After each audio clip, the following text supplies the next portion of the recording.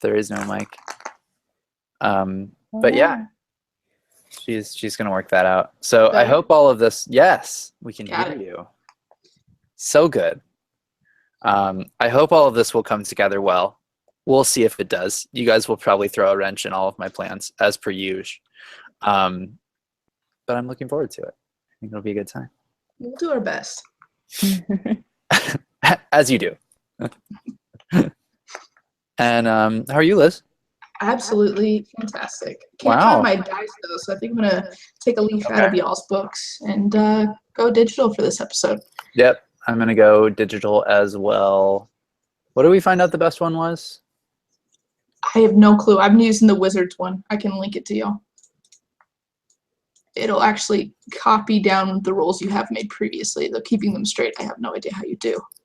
There you go. I'll just be over here with my real dice, I guess. All by myself. It's already happening. This is why we need a new system. Gonna be all by my. I'm gonna walk inside real fast. Okay. So thank you for my reference, Corey. I'm moving. Oh, we are moving on up. I'm on the move to the east side. That's great. Keys. No. Oh boy. I might as well just do it in here. Fuck it. All right, whatever. Okay. Yeah, just since you have such a goofy character voice, it's really difficult to record anywhere. One day, Spencer. One day we'll get there. All right. Well, let's just dive in if everyone's ready, I suppose. Corey, are you still searching for a location? No, so I was being eaten alive by bugs, and I was like, yeah, let's just good. Yeah. Wondering where my pen went. That seems important. I guess my pen. I guess I can. Where did it go? Literally pocketed it. Oh no. It's all over for me, guys. It's tragic to lose a pen you care about. It was a nice one too. Oh man. You know, you find that pen, that random cheap looking pen that has the perfect writing weight, and then it dies 2 weeks later, and it's the saddest moment. Okay, I'm gonna go get another one because I don't know where this one is, but I'll be right back, and then we'll start in a minute. So if anybody needs to use their system or anything, now's the time. IO breaks. Yeah, no problem. I almost forgot to write my +2 necrotic over. Yeah, I was about to say we leveled up, right? Yeah, we're level 7 now. Oh, good. God, yeah, we're that's leveling so fast. I don't understand. Oh shit! I don't know if I did any of that. You guys should at least roll your hit points. I think maybe that's what we can spend the first few minutes doing. Is Also, wait. We'll be like, yes, we're prepared for this. Well, the DM's gone quick. Oh no, never mind. Well, we're gonna have to tell him. What? I personally am not sure I leveled up last time, so I'm gonna just be real quick and check it out real quick. Just real quick. Yeah, we need just another 3 to 5 minute delay, and we'll be back on the track. Okay. While they're doing that, I can tell you the dope spell I got. Yeah, tell me the dope spell you got. Because I got a level 4 spell slot, so I got the spell Dimension Door, and I can teleport anywhere within a 500-foot radius. Damn. Instantaneously. And I can take shit with me. So I just, fuck walls, man. This is gonna be fucking awesome. You have a cooldown on that shit? I have a spell slot, which is a single spell slot, so I can use it once. It says anywhere I can visualize or describe. So even if I couldn't see it, if I was I want to go 200 feet, they had a very hold on. I need to find the actual spell wordings. They had a very specific example. It says it can be a place you can see, one you can visualize, or one you can describe by stating distance and direction, such as 200 feet straight downward, or upward to the northwest at a 45-degree angle, 300 feet. This seems a little broke. Hey, it's one action. It's verbal. It's instantaneous. Yeah. But if I teleport into a thing or a person or a creature, I do take damage, and then I don't teleport. So. Oh, I see. I can't just splice myself, I guess. That seems awkward. Yes. Teleporting in. Yeah, you guys are hitting level 7, right? Yeah. Okay, cool. Oh, level 7? Oh, okay. Lee, in 3.5, the teleportation rules are so like whack. It's good to hear that it's built in. You can't splice yourself. Yeah, I know. Like you can, and also like You can try, but and I like that it specified object or creature just in case someone tried to be a smartass and was like, "Well, they didn't specify." It wasn't Yep, you're now part of the Gerblin. Sorry, you and the Gerblin now share a consciousness.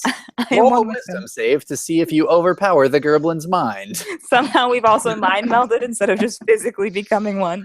It'd be great. It'd be great. So yeah, that's fun. I just thought I'd share that. So that's boss. Oh yeah. What's everyone's hit points, by the way? I know you have to like add more right now, but just like, where's everyone at in terms of total? Should we be telling the DM that or no?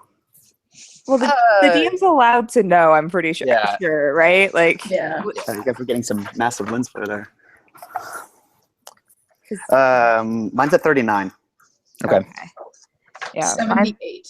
Yeah, I figured I was the lowest. I'm at 37. Woof. All right. This is why I'm a distance fighter, and I will never run into close range unless necessary. Yes. Let's make it as necessary as possible, as much as we possibly can. Because you want me to die? No, we want you to hug the orcs to death. You know, it's There's a reason I've never picked a spell that requires a touch to do besides healing spells. So we'd be way out of luck, friend. That seems real fair. I'm looking out for you guys. I'm trying to My be AC open and is still honest. super low. Yeah, I know we have to like do you just have to get gear to make your AC better? Pretty much. Okay. Yeah. Okay. Or your AC is just kind of low because of your class. It's like a combination of both things. Yeah. New armor helps your AC a whole bunch, but yeah. Things we That's didn't kinda the get deal. while we could have shopped. Yes, things you didn't buy. But that's okay. Well, we can go back before we go into the real world, right? You can. If we make Guys, well, actually, it's kind of over. Yeah, I mean, simulation is over. You guys did it. Damn. Are we gonna wake up naked on like a very sterile medical room and Nobody ever said we're that. actually Like on Assassin's slabs? Creed? Like on some slabs, for example, if you were to wake up on slabs. Would it be like maybe the Are you- first like episode of Drunks and Dragons? I was very tempted to do that, but no. We're in a castle and there are skeletons. We are back to fundamental D&D. Yep, here we are. I'm actually just reverted to a pre-written expansion for D&D 5e. Oh, no. That's pretty much it. Hilarious. Are we ready? Yeah. Yes. For sure. Okay. Cool. I'm gonna get going then. Welcome to the We Might Be Dwarves cast, where we might be dwarves and we might not be. I am Spencer Swan, your dungeon master, and with me today is Lee Hopkins. Sup? Who are you playing? Are we doing okay, hold on. Just in my normal trend of disrailing the intro. Are we also talking about our leveling, or is that a secondary section? You can tell me the one coolest thing you got on level 7, because you're now level 7 badasses. I only got so hi, I'm Lee. I play a tabaxi bard, basically a cat person.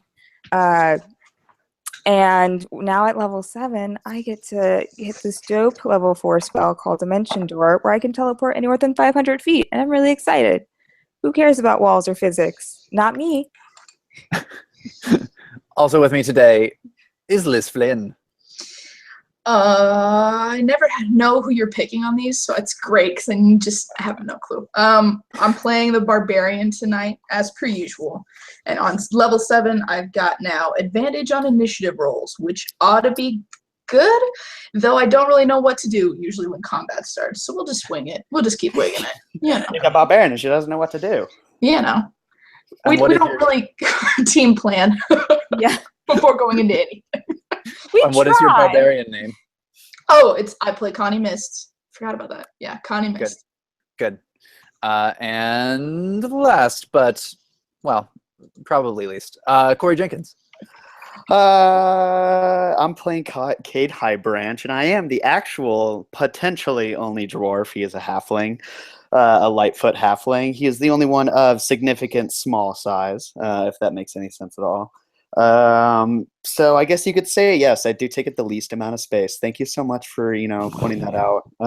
In terms of my level, just physically. That's all I meant. Physically, but big heart and everything, it's good. My level 7 got a big fat just bump to my stats. I got big stats for days. ASL stats. Stats on stats on stats. Stats on stats on stats. All right. Well, friends, last we left our heroes, to recap extremely briefly, you went into the Cathedral of Keys accompanied by Far, and went through a kind of creepy but kind of touching scene where many, many ghostly figures were singing the same hymn in a pew, and then they all disappeared, and a giant Hydra appeared before you disguised as Aster's friends and family, who you then promptly had to murder, and with Far's help, and also try not to die after making 13 Hydra heads. And then once the Hydra burst into modes of light, you find yourselves back in Savior C, which you started with in the first place.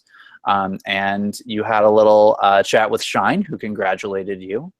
And these giant red letters appeared in the sky that say simulation end. So you are in this field. There's nothing here anymore. Just a reminder, Aster, you picked up the violin that was dropped at the end of the last fight, which you think is your key. And that's all. You guys are free to do what you would like. And Far is there with us?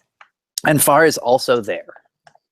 Yes. And everybody is conscious and back to relatively healthy state. I think you guys were back up to 1 HP and then you heal each other up. I feel like this is very different from how we usually start adventures. You were all unconscious. You were all drugged. You were all transported somewhere else. Yes. Well, I mean, you all also hit level 7, so you guys should be basically back up to full, all of you. And Far is pretty solid as well. Yeah, I don't think I actually took any damage last fight somehow. Stayed in the back as everybody got decked by the Hydra. Hey, I helped. Well, Aster, I think the first thing Aster would do would turn to Far and be like, okay, what do we do now? Well, the only thing left to do is for you to turn in your key, and then we'll be on our way. Where do I do that? Well, I would recommend walking toward the air that appears to not be quite air, per the other thing that you have been doing in the test quest, TM.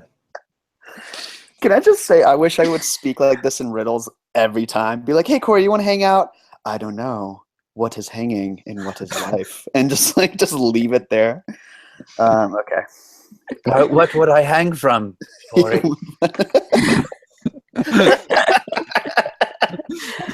I was gonna say, if anyone's watching American Gods, I could also make American Gods reference. But I've heard that that's a wonderful show, so thank you. It's growing on me. It's like this is a tangent that's gonna take us down a different road. Tonight we might be Dwarves podcast. Yeah. We talk about TV shows for 2 hours. We're actually an American Gods review podcast where someone who's never read the books tries to explain in secondhand. It's all been a trick. This whole podcast has been a lie. Yeah. We've just been waiting for American Gods and we were bored. Yeah. We set ourselves up really, really well. So what's the reference then? Oh, it was kind of a dark one, but there's like this Vulcan god who's really like the god of volcanoes and like the Greek god, who does all that shit. And he has a hanging tree because he's a racist, scary guy in Virginia. And Yikes. yeah, and then this guy's like sees this like vision of a news fly. Anyway, I don't want to go to that hang session. Oh yeah, no, I do not. Oh, that's That's bad. Good hang session. Oh, this is our last episode, guys. Bye. Yeah, bye. We're done. Yeah. Leave a review, subscribe, bye. That was bad. Okay. So, Okay, so I guess can Aster looks around? Does she see the displaced air? yeah, let's do some perception checks. You'd think they'd make Or it we easier just see with a mailbox. Why is there like a Yeah. big neon light, like arrow, like flashing? Actually, as you look toward the simulation end section, I won't make you guys roll a perception check because it's pretty obvious. The air again shimmers, like you have seen before in a wall kind of fashion, underneath and kind of adjoined to those letters almost. So it's easier to make out because the letters are like inscribed on the wall, sort of. So yeah, if you guys want to head over there, you can. Cool. Okay. Well, I guess where Aster turns around and surveys. We all good on the same page? Connie's 2 thumbs up. Yeah. Getting the fuck out of here. All right. Cool. So yeah, Aster walks over and puts the violin against the wall of air. Yeah, Can we have a perception check on that walking, please? And a strength check on your Can I- footfalls, please. No, you can't. And Can I do a performance check on my walk to see just how sassy Just it how much is? she is. Yeah. Please. Performance check on the wall. On the wall. on my walk there to see just how Sure. how the amount of sass. Yeah. All right, hold on. But if you nail it, you have to describe just how much sass you're walking. Yeah, it's Hold that's on. exactly what you have to do. I got an 11 total. How much sass is in that walk? So you tried real hard. And you basically did a really old sass move, like you did a Z snap. Oh And no. it wasn't exactly with the times. And you knew better as soon as you did it. Yeah. You I know. executed well, but it wasn't really. Yeah. Just quite. I missed the this didn't stick the landing really. Yeah. The intention was there, but So the whole rest of us, we're like, you walked ahead of us, and you turn around and do your Z snap, and we're all just kind of like staring at you and being like, "Just give it 10 more years. it'll come back around." It'll come back. These things work around." in cycles, Aster. And then Kate starts walking forward. Cool. So this whole wall lights up green, and so does the simulation end section. And then everything actually fades to black instantly for all of you. And Aster, you're the first through the wall, right? Yes, I guess so. Yeah. So I'm going to need the other 2 of you to take off your headphones and wait for my signal. And you're all going to have a very quick, 1-minute intro section. Okay. I don't trust this, Spencer. All right. So as you, in the blackness, you hear a voice come over it. And it just says, as part of the finishing of your test quest, there will be 3 questions for you to answer. You know that there's only one spot. We've talked about this in a previous conversation, I believe. And so in order to fully evaluate which of you will take the spot, there'll be a final test of sorts. The first question is, what did you learn? God damn, I didn't know this was a job interview. I didn't prepare for this. Well, it is a job. They didn't tell me there was an in-person interview section. I thought it was just performance-based, but okay. I guess Aster learned the importance of working at improvising at various stages and taking unorthodox approaches to solving problems. All right. And if you could have done one thing differently, what would you have done? Well, my initial thought is buy better armor. My follow-up thought is maybe trusted the process a hair bit more. Hesitant. That's very wise of you. And you can only take one item with you when you are reborn. Which one would you like? One item with me of everything I have, including what I had before I showed up here. Of everything you have right now. Oh, well then it would have to be my mandolin. I can't do anything without that. All right. Thank you.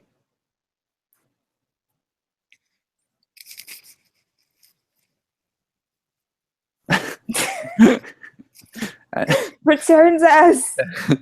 Come back. I don't do well. Who do you want? Whoever's next. You can go next. Okay. All right. Who's All right, is it me? Corey's gonna go next, and then you'll go. Okay. Cool. Hello, Kate. And Hello. you're just in the blackness right now. There's a voice coming over the blackness He's that you recognize as the spark. You actually can't really feel your body right now, and there's just it's a voice. So, Kate, I already explained this to Asta, but again, we only have one spot, and there are 4 of you coming through. So, I have a few questions, just as a final sort of test, to see which of you is the worthiest, if you will. You all having passed. You ready? Yes. Your first question is, what did you learn?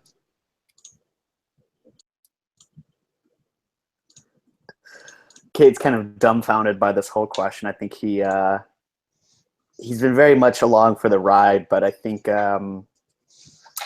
he's very kind of awestruck for a second, or not awestruck, but he just doesn't know what to say. I mean, the past amount of time has been such an extremely just everything's been moving so quickly. But I think kind of something that he's seen that has started to stand out was kind of the importance of getting to know other people and working together to accomplish something. I think Kate has lived his entire life kind of feeling abandoned. He's always kind of been a man of his own means, or a halfling of his own means. And I think he just kind of, after meeting all these characters and even growing a bond with a few of them, like Benjamin and some of the other quirky characters, I think he desires companionship in the way that he's found it here. So I think, with all this kind of rushing towards him, I think he only says kind of one sentence, and which is, I don't want to be alone anymore. It is a strength to ask for help, as I often say. And my second question, what would you have done differently if you had another chance?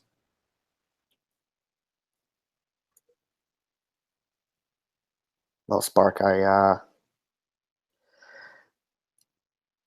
don't think I would have been so quick to disregard people who I thought were just going to be around for a hot second. These kind of secondary characters, I wouldn't treat everyone as such, and I would like to get to know them a little bit better.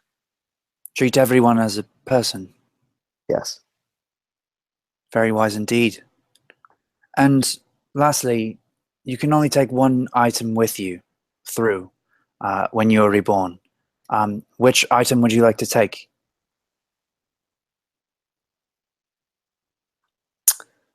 Just a piece of my fabric that I got from winning my trial, because everyone pitched in for that, and it's just a good reminder that it was a team effort that got me through this. You could take your whole set of armor if you'd like, with the pattern on it. Sure. All right. Well, that's all, Kate. I'll see you on the other side. See you. And Kate kind of just floats away.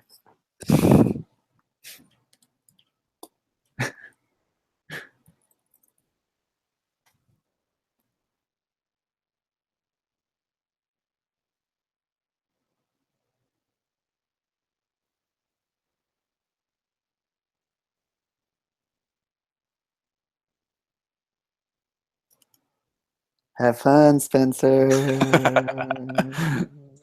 Hi. Hello, Connie. Oh, who's this? This is the Spark. Oh, awesome. What's up? And you find yourself in total blackness.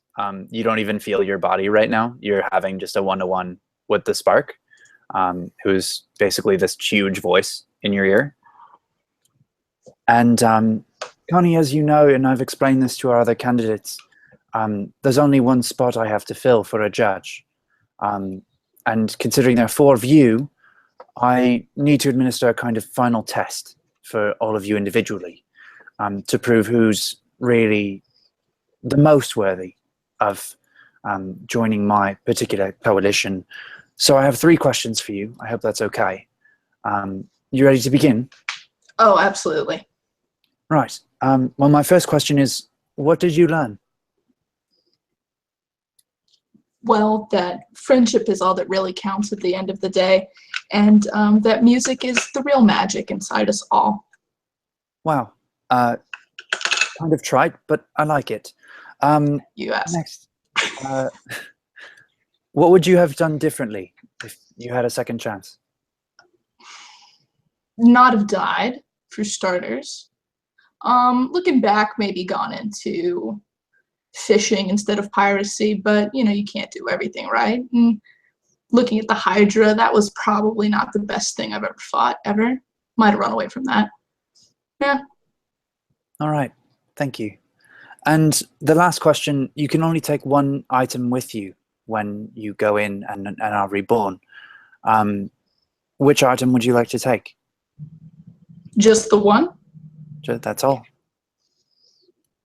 Okay. Has there been anything, I'm like racking my brain, has there been anything that the other 2 have given me thus far? I know I gave Cade my patch, but I'm trying to think if there's anything I got from them that, notwithstanding that.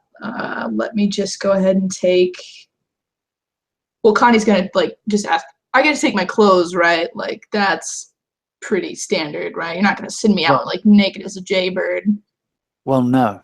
Okay, good. So some clothes will be provided for you when you get here. I'll take my maul. I'll take my hammer. All right. Probably my best bet there. All right. Sounds good. Well, thank you. And see you on the other side. Okay, thanks a bunch.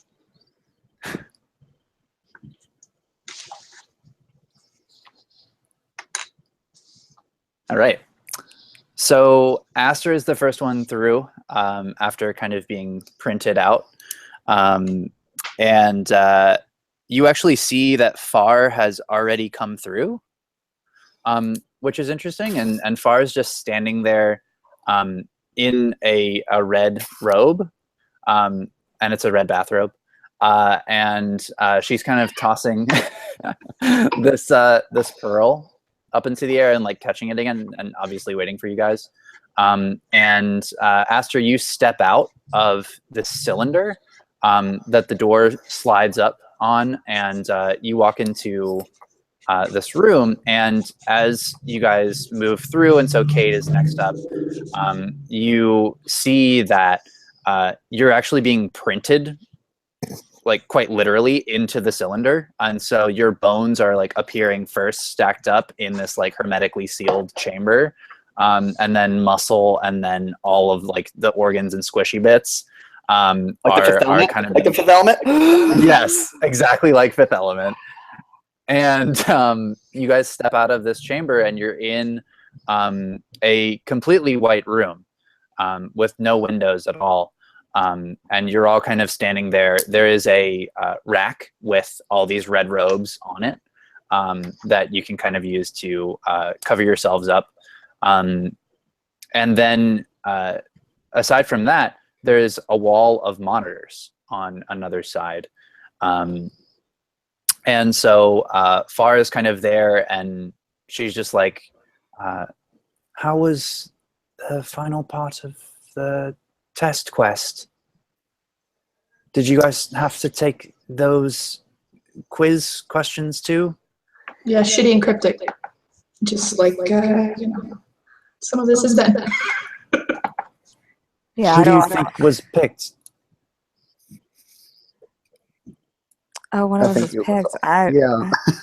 We have no idea. We're I kind of think we just were all supposed to come following the together. leader right now. And the leaders. It's you far. All right, well, that's kind of disconcerting for me because I don't know what's happening either. But good.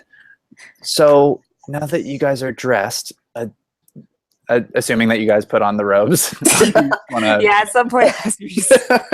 Cade stands proudly naked on the. I'm just kidding. Yeah, Yeah. Aster continues to do her normal morning routine of just staring straight ahead, not even risking. Solid.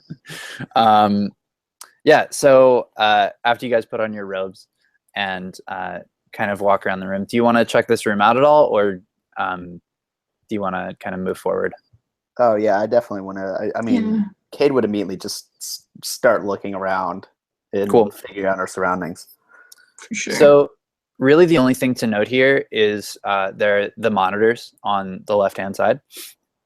Can you read that language that's on it or anything? So yeah, you actually can. And it's just written out in common for the most part. There are some like Elvish notes amidst the pieces of the monitor, and they are all separately replaying different parts of your test quest, each one of you. And so they're like the highlight reel basically is on, and there are like different notes about like your performances in different sections, and like there are graphs and charts, and like there's data just in front of you, and like there's obviously been a construction by the Spark of some kind of worthiness algorithm that he's using to evaluate you guys, and he has all of it like right in front of him. And in front of the monitors, there's this like actually kind of comfy looking armchair as well that somebody could like sit at and chill, and a little side table with an empty mug that was full of tea before. And so all of these are like looping through your test quest highlights. And then, as you're kind of looking through the highlights and like reflecting on your experience, the door on the far side of the room, it's just basically opposite the cylinder. There's a red light above it, turns green, and the door opens. Oh, well, Cade was about to go run and jump into that chair and look at all the pretty lights because he doesn't know what mathematics or graphs are at all. So he was confused by it, but he turns around at the noise and immediately just looks into the doorway. He was like halfway there. Okay. Like, like keys, like someone threw a thing of keys and he was like chasing after it, but then he stops and looks at the doorway. Yeah. And you look into the doorway, and you actually see a forest in the doorway. And it looks kind of like a normal forest. You hear some kind of unfamiliar animal sounds coming through. Not a whole lot of them, and not anything like suspiciously loud, like you'd have to, like a giant monster of some kind. But yeah, it's definitely some kind of northern looking forest. And beyond that, that's all you can see from the doorway. I guess Aster, before going out the doorway, so I know the monitors are personally, I think, obviously notable. Is there anything around such as gear or like protective equipment or real clothes, anything that's not a robe that we could possibly utilize? I'd be happy to do a perception check if necessary. Some kind of bone has been thrown, anything? You don't have to do the check. There isn't anything. It's a plain white room. And Connie has her maul. Aster, you have your mandolin, and Cade, you actually came out wearing your armor. So beyond that, that's all you guys have right now. Let me just make my armor class 0. Pardon me. No, it's 10 without anything. Oh, okay. Well, I only go down 4 points. I guess it's really not that much of a loss. Same here. Yeah. Okay. So before approaching the door, I asked her to also turn to Far and ask, so you've completed your test quest already. Why didn't you go through this step? Like, have you not done this before? I guess this is the end, but Oh, this is what I put off in order to come with you. Remember? I Oh, said I so yeah, would we help. could have gone back. See, that's what I was curious about. Okay. Yeah. So I was just I don't know curious. what good it would have done you, considering we can only bring one thing. Well, yes, but just, just wanted to know, curious. Okay. I guess let's get the fuck out of here. Well, Yeah. Kate has seen you guys walk towards the door to check it out, and then he turned around and went back to the monitors, and he's like jumped up onto the chair and then onto like the board thing, and he's just like punching at the monitors because he doesn't know what these things are. They're just glowing in the face and displaying images. Like he's so thinking that this is like absolute magic or something, but he's curious, so he's just like hitting keyboards and buttons and stuff, just like exploring. So as you hit the buttons, actually, the screens change, and you end up paging through a lot of different things because you don't know what you're pushing. Like you're just kind of tapping on stuff willy-nilly, but you recognize some people as the screens flicker through different like little highlight reels. Like you see them for a couple seconds as you hit the different things. So you see Far's bar fight where she flooded the guys. And you also see her just squaring up against another like really buff looking mercenary guy in the Colosseum, kind of like you did. And then interestingly enough, you see other people who were in Encore. So you actually see Portcullis go through another sort of like intro section and like his other arena fights that you didn't get to see before. You see like Draw's face kind of comes up briefly. Benjamin is there for a second. Jareth is there for a second. And like a bunch of people even that you passed in Encore that you're like, that person looks kind of familiar. And like, so you're seeing different parts of their adventure and kind of who they've interacted with and how through these monitors.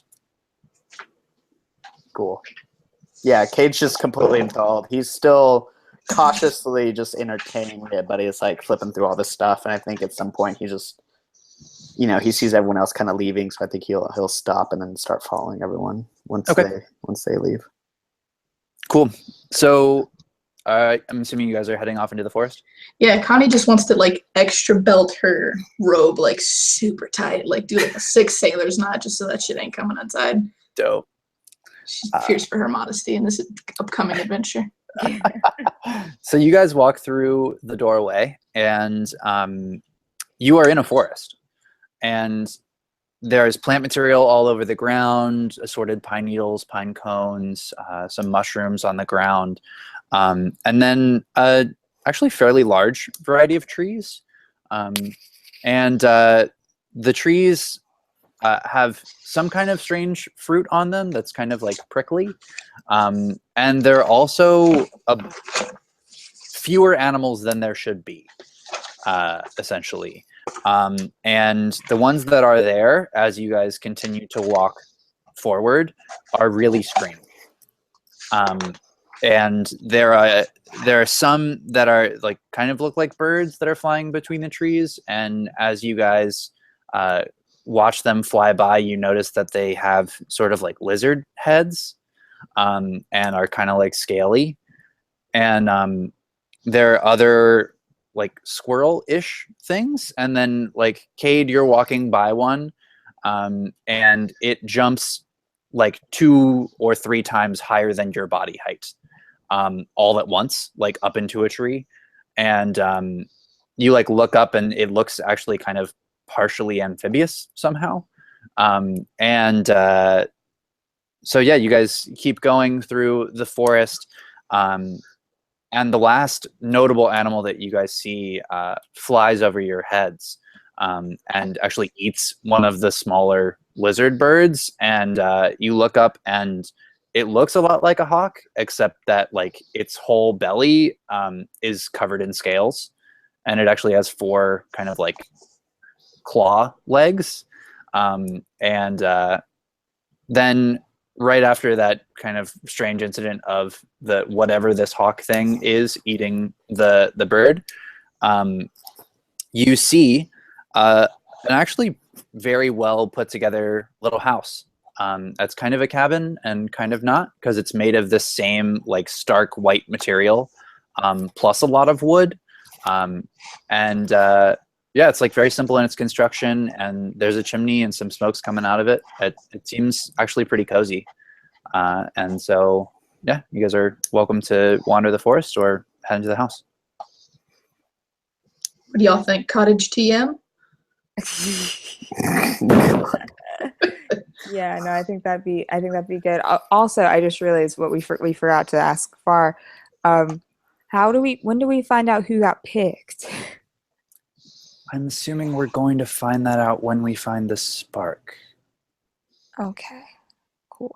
I'm sorry for And then Far. I mean, might just be your tone of voice, but I feel like every time I ask you a question, like the answer is just a little shady. It could just be me. And I accept that, but I just want to put that out there. They're patronizing. What does shady mean? This would be a hard concept to explain. We can move on. Okay. Respect your culture, man.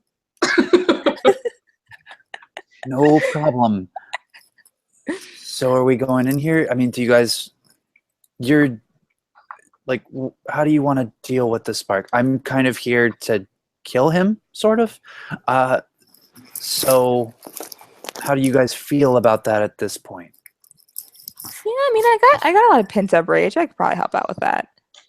I don't know about you. What squad feels? I mean, rage Kate just kind of shrugs because his hands are empty without weapons, and he's like, I don't know. Well, I'm assuming we're going to find him in here. So as long as we're all on that game plan, I guess let's go.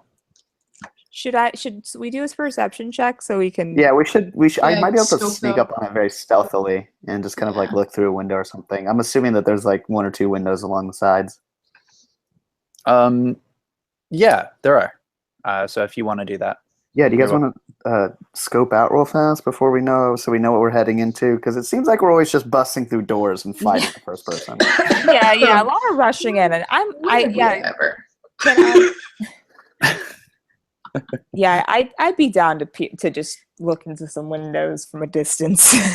Okay. Do you sneaky types want to do it, and us more lumbering types want to hang back? How do we want to do this? Oh yeah, definitely. Okay. Kate was just like turns around and gives her this like, I'm this big. Like, Yeah. I'm this big. I got this. All right, Connie's gonna go find a stump to sit on. Like, Okay. Pick up her feet. her work for today is yet to begin. Like, they got this. Yeah. So I guess Kate starts kind of like sneakily stealthing into like the mid like thigh high grass kind of, maybe that's leading up to the cottage or however it is, and he's crouching and just being generally as unseen there's as like some possible. underbrush. Yeah, so he's gonna sneak up kind of like directly towards one of the corners on the opposite side of where the door is. So whatever it takes to swing around to get to that. So he kind of stealthily comes up to this corner, is very much just like keeps on stopping and listening. Can you make a stealth roll for me? Oh, please. Please. Yes, I can. Okay. 27. All right. You are totally undetected. And if you want to go ahead and make a perception check, that's next up. Perception might not be as great. 13? So you can see a lot more than you can hear. It's weirdly quiet inside the cabin, and you kind of hear a little bit of like fire crackling, and just some very soft music coming through. And is there any movement at all that I can detect? So as you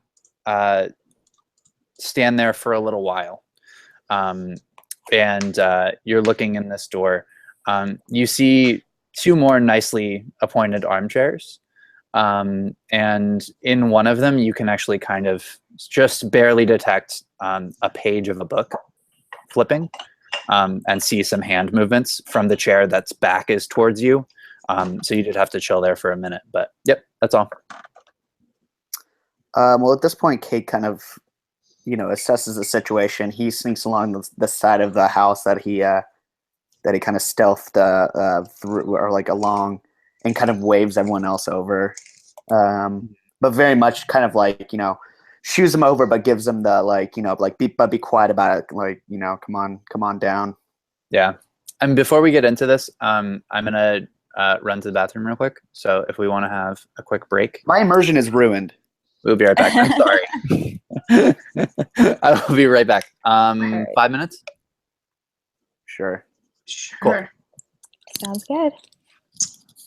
The lack of commitment on the DMs these days. Right? Can't wait another hour for a bathroom break. Oh, also, squad. I don't remember if I asked this last time. Maybe I thought I was going to ask and I didn't. Did we agree to be done at 10 or 10:30? What was our plan? I forgot. Is it usually 10:30? Yeah, well, we've gone till 10:30 for sure. I think we were trying to do 7:30, 2.5 hours, so 7:30 to. But I mean, I think this is the last one, really. So until we kind of finish this one, unless you guys really want to schedule another meeting. Yeah, that's what I see. Because if we're redoing the game mechanics, I don't like. Yeah. I don't know. I feel like we should have some input. No, absolutely. I feel like we definitely need like a session between jumping back into it, because I don't want us to have him part the kimono or anything. But I definitely do think we need to like ask the players like have a little bit of say. Yeah. No, I agree. Just because. Yeah, I'm cool with it. But like, if we go to as simple as how Adventure Zone's doing it, I'm gonna be a little bored. Absolutely. I'm right there with you because it's the exact thing I was going to say next. It's like, I hope that's not what we're going because, yeah. I like having my skills. My skills are nice. There's aspects to the complexity that I think we should keep, but I think for the brevity and the medium, we should probably do some fixing there. Yeah. Yeah, like I'm fine with that, but it was just like Corey, you don't listen to Adventure Zone, so this means nothing to you. No, but just they've been doing this thing where basically they only roll for 3 stats, and the rest of it is all narrative, and it's just very like I'm listening because I want to hear the resolution of the finale of the whole thing, but if I thought that was going to be the rest of the podcast, I probably wouldn't listen to it. Absolutely, and I'm staying because I love like the McElroy dynamic, but I honestly was also like, do I just want to skip this whole part? It's like yeah. Like I just I don't know.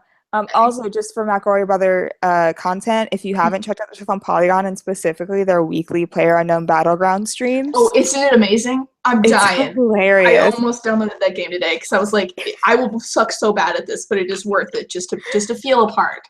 And hey, if you have an Xbox, they just announced at E3 that they're gonna have it come out on Xbox. Oh hell yeah! Which will be nice because it'll standardize the experience for people. So like now people turn their graphics all the way the fuck down so they can just like snipe everyone. Yes. Then it'll be like everyone has the same play experience, which is what do you guys even think of E3? That was there was some good and some bad. I'm really excited about what Sony's bringing. I actually haven't heard about Sony's yet. I don't know. I think I got like 2 of the conferences or 2 of the talks. I'm sorry.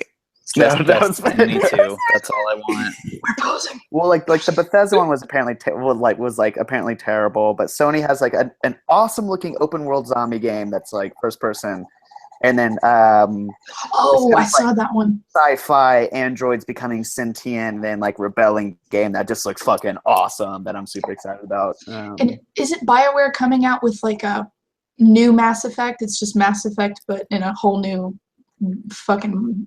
They like retextured it. And that's it. I heard they were saying that was like people were calling it was like what Mass Effect should have been. Yeah, I'm thinking of a different game. But apparently, I was listening to a review about. I think is the name of it. Yeah, I think it was Anthem. I heard about that with the Xbox announced. I think that's what confused me. It's apparently competing with Destiny too. It's like an MMO.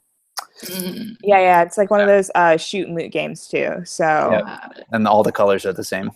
We're just like, this is the same. You'll never get a purple ever. Or a yellow. We don't know. It's confusing. It's all white. Yeah, I didn't play Destiny, and I like. Oh, also, the new Far Cry looks amazing, but I guess we can get back to the game or whatever. yeah. The other thing we're doing. I guess we can. This, if you guys are ready. This brainchild or whatever. Cool. This thing has put so much time into, I guess. Oh, also I would just say for the record, Aster is inwardly pissed off that she does not have her original mandolin. She's not saying anything about it, but it's stoking some inner rage. You know. Oh, it's your original mandolin. Oh, is it? But you said we were like printed out. How do they have our exactly shit? What you were holding. It's the thing we picked, right? In the Well, yeah. But her original mandolin before she like died or whatever was like when she like hand carved and stuff. So technically, it's still a replica, right? Yeah, I mean it's whatever you had. No, is it? Quest. I mean it's like if that's what you is that the one you woke up with in the field? Yes, but we were dead for a while before we woke up in the field, right? I'm sorry, I'm getting into the because it's from your memory. But it wouldn't be the literal same for the purposes of someone who like it is not the literal same. Yeah. Like in terms of like it looking at it, there's no differences, but she knows it's different. You know, like that kind of thing. You know, that's fair. Yes. So I just for some inner rage flavor. No, feel it. So are you guys sneaking up to the door? Are you just gonna go in the door after Cade's little scout mission over here? Well, I guess we all kind of. Connie's gonna turn to Aster and be like, "Are we going in? Are we just gonna walk up? What are we doing?" Yeah, it's like, do we? Because Aster and I was caught up in a conundrum of like she doesn't really care enough to sneak, but she doesn't know if she's making a bad decision by not sneaking. Yeah, I guess. So do we want to try? We want to sneak. We want to. Yeah, just somewhat stealthily walk over to the like maybe not as stealthily as Cade, but just like we are taking minor precautions. Light footfalls, staying out of the direct view of windows. Okay. And you're opening the door, knocking on the door. Well, I guess I kind of just want to crouch by Cade and say like, "What?" Oh, okay. Yeah. All right. Just have him report to us what happened in the room. Why don't you guys make stealth rolls for me as well? Awesome. Okay. Awesome. Yeah, because I just imagine if I see him like telling us to sneak over, I'd imagine there's something in the house, but not know what it is. Yeah. I got a 12 on that one. Okay. Find my stealth. 1 second. 14. Cool. So as you guys crouch there, and I'm not going to make you do perception because you just kind of see into the space. And you look around the room, you see a record player across from where you guys are sitting, and another nice armchair. And you're kind of looking around the room, and then you hear a louder voice, and the voice just goes, "Connie and Asta, you can come in." Aster shrugs and is like, "All right," and goes in the door. Quick question: can we spy what kind of records this guy has? Yeah, can we just go back? Just real quick list. It's not Fleetwood Mac. I'm out of here. I'm sorry. Please tell me he has like somebody's greatest hits. That's actually a really good question. Okay. And it's actually a bunch of Aster and Cade's records. Oh my god! Both before they made solo and side acts and afterward. And it's like even the bad stuff, but with a special emphasis and kind of love of your older work. I'm pretty sure we were only together for like a year or two too. Yeah, we did some really good work in that time. Don't Aster, don't put us down. No, I just like the idea of our old work being like the first few months of 2 years. Yes. All right, you guys head inside? Yeah. Cool. So you open the door. The last one in, by the way, so. Okay. Yeah. Yeah, good to clarify. You guys kind of all like bundle into this room, and you sort of enter through like a kitchenish area. There are a lot of nice ceramic pans and bowls, some of which are a little bit messy, kind of obviously a bachelor pad state of affairs. And yeah, but otherwise well decked out little kitchen area. Looking through the room, there is a bookshelf on the right-hand side that's full of knickknacks that you can't really tell what a lot of them are, but they look really interesting and really shiny. And then there's the record player on the left, and it's not playing any of your music. It's playing something kind of like jazz in kind of a chill way. But all of your records are kind of stacked beneath the record player, just like very nicely laid out and even organized chronologically. You guys can sort of tell. And then at the far end of the room, you see the 2 armchairs next to the fireplace, as well as a door to another room. There's a door also to your right that kind of enters into like what you assume to be a bathroom, because the room back there appears to be a bedroom.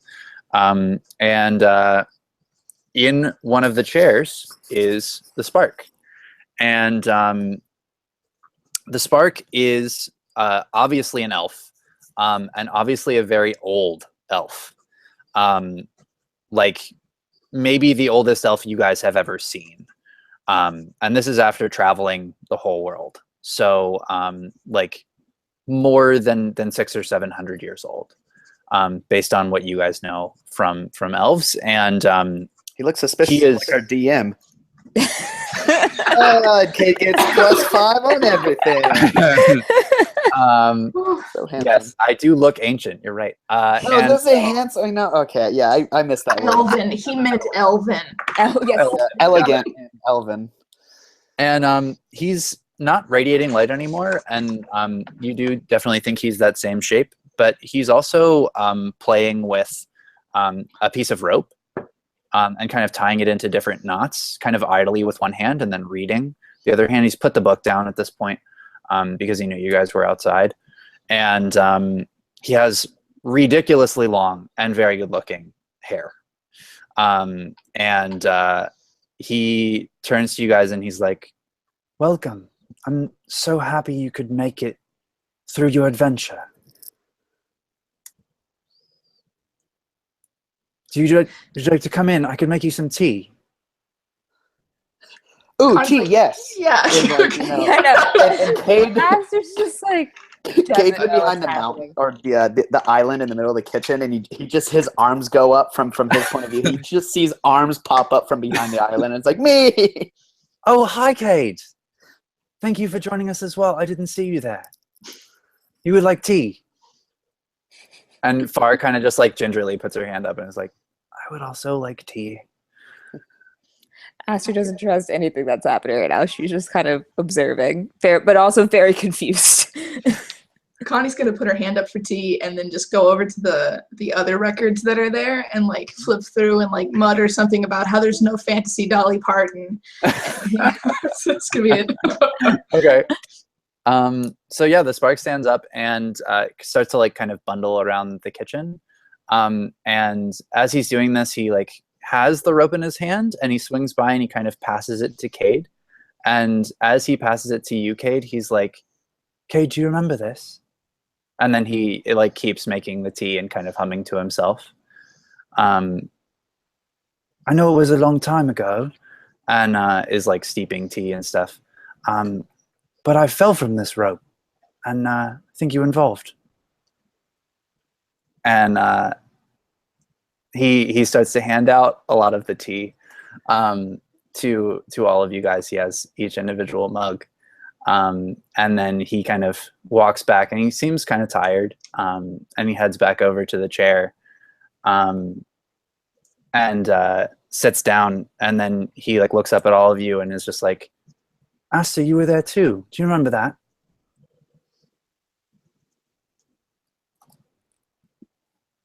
Connie's just looking back and forth at you guys like she's holding like a record frozen, just like just falling it. I didn't know we were doing throwbacks, Spencer. What's your answer? I don't remember his name, so I don't want to answer because I know he's you know him too, Connie, technically in a past life. Oh, A dude. past super godlike Where are life. my notes? Oh, I know, I don't remember his name. I can't shit. like I don't want to tells us all You powerful. don't even remember my name after all this. I didn't say that out loud. Bring you back from the dead. I 100% didn't say it out loud. I had so much hope for you. We traveled for so long together. I can't remember why we were traveling. I thought we were doing something. Reminder. Well, my name is Gilead. You might have known me previously as Gil. And we adventured together for a time. Oh, that's why we were adventuring. Yeah. We adventured Yes. for like a few days. I think you're That is- exaggerating our time together, but okay.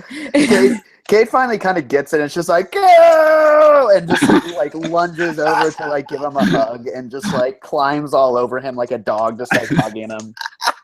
Yeah, he like scoops you up in a giant bear hug and puts down the tea, which I'm assuming you also put down, and kind of like puts you on his shoulders for a second, and is like, "It's good to see you, old friend."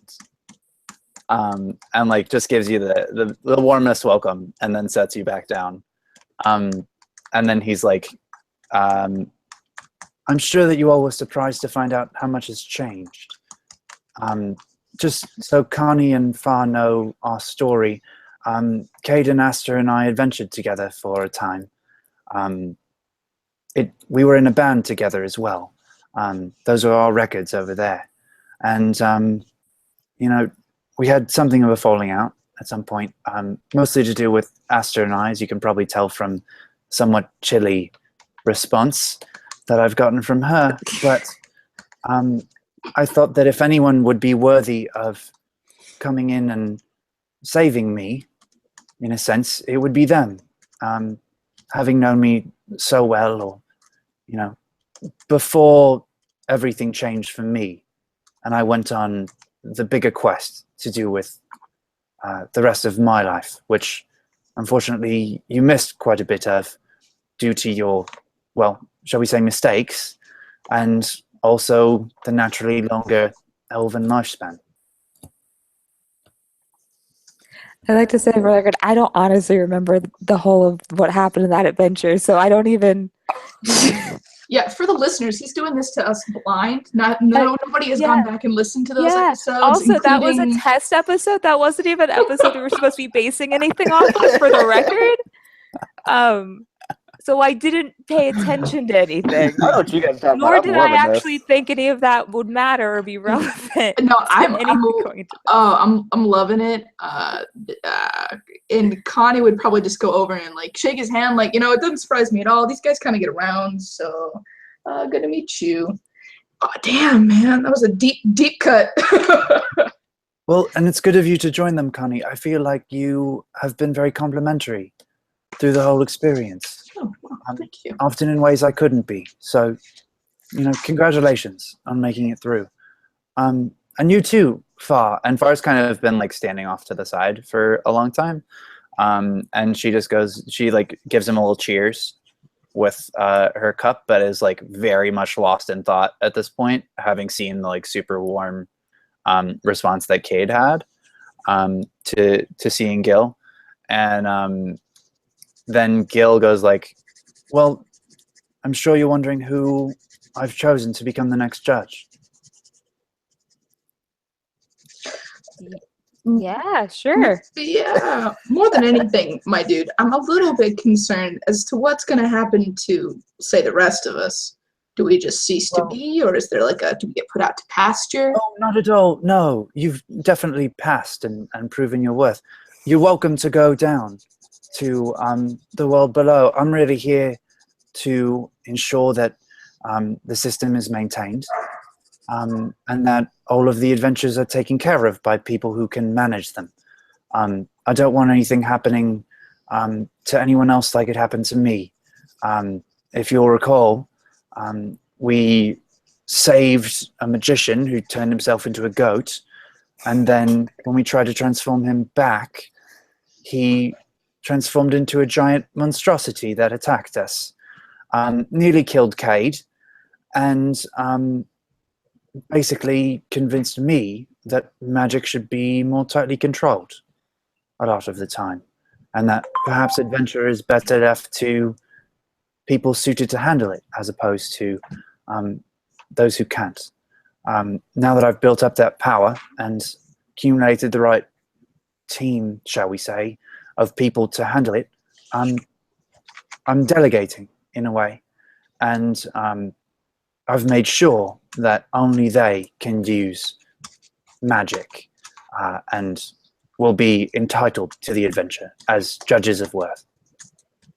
So on that note, I'm proud to say that Cade, you have been chosen as the next judge, and mostly due to your what really was heroic performance throughout the test quest TM, sacrificing yourself so many times, really being there for your friends. I think we're at like 4 right now, just so we're all aware. And then specifically your answers at the end. You were so reflective in what you had learned and the value of teamwork and friendship and really treating others as full people. And I think that will serve you well back as a judge on the planet's surface. So congratulations, old friend. And he stands up and goes to offer you a handshake. Kate's kind of just flabbergasted at this point. You know, Gil, I don't really. I'm just kind of a thief, man. Like, I don't do magic that well, and also I don't want to leave these guys. Well, no one said you need to do magic to be a judge, and of course you could travel with them if you wanted to. No one. I'm not here to stop you from that. You're welcome to friends, and you all did pass. So, yes, I mean, I'll give you a cancellation device, but beyond that, that's really all that I'm here to arm you with, as well as a link back to me. You gonna come adventure with us again, my friend? I'm afraid I can't, and honestly, I'm feeling a little bit old and tired for adventuring at this point. It's been many years. But if you'd like, I can make some kind of basic equipment for you, and you can prepare yourselves for what's next. Kate kind of like pats himself. He's like, I mean, like, sure. While they're having this conversation, Connie's gonna sort of like put down the record, take the cup of tea, and walk over to where Water Girl's standing, and sort of just like keep looking over at her, like out of the corner of her eye, like waiting for her to make a move. Has she done anything to indicate that she's still gonna go through with this? Does she say anything to me when I kind of sidle up next to her?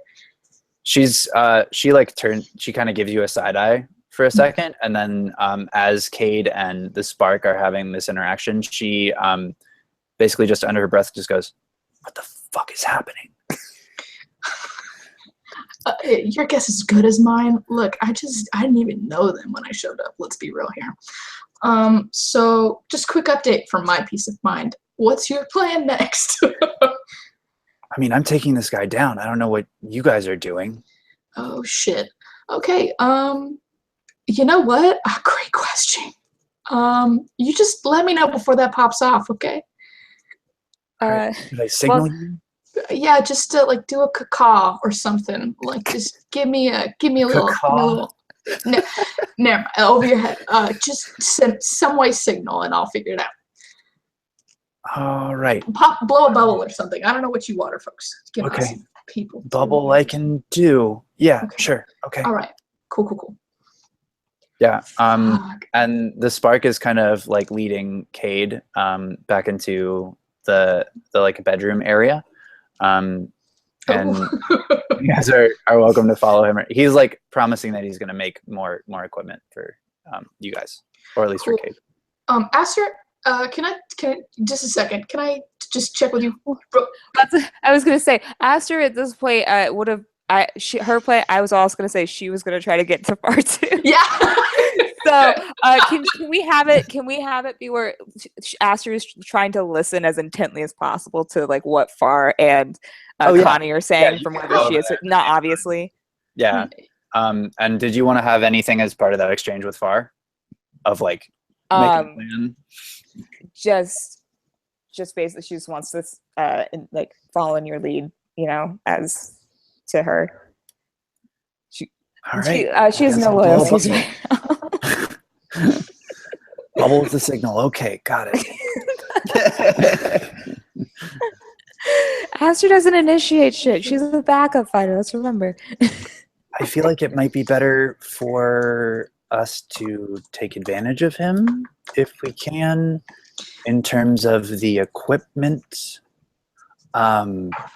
just as a baseline. If we want to really go to him, unless you guys think the equipment is going to be rigged somehow, in which case that would probably be a bad thing for us to do. Aster, you know this guy. Would he be the type to do that sort of thing? Have it be rigged to? I mean, I'm gonna say I don't really know this guy at all since he's enslaved the magic of the entire planet. So I don't honestly know what he's capable of. I wouldn't trust him. I don't. I'm very angry. I'm holding it inside right now. But yeah, I'd say why not? We can, when we get the armor, maybe we can do some little checks of our own on it to see if we notice anything weird about it. We don't have to put it on, right? If we, you know, worst case scenario. Yeah, could be armor, could be shoot. It could, he just could give us sewing scissors. I mean, yeah. Right now, I feel weird being in a robe, in a jungle, in a house that I don't know. So yeah, if you can just resolve this. Yeah, I'm down. All right. So did you all kind of like want to move and follow them as they walk into the bedroom space? Yeah, are we good with like quick powwow and then just kind of Okay. Yeah, he doesn't really notice because he's like chatting with Cade, just kind of catching up and like shooting the shit. And they're buds. So yeah, the spark leads you back into the bedroom, and there's an unmade bed in the center of it, but it's actually like way bigger than it looked from the outside in terms of the space that's here.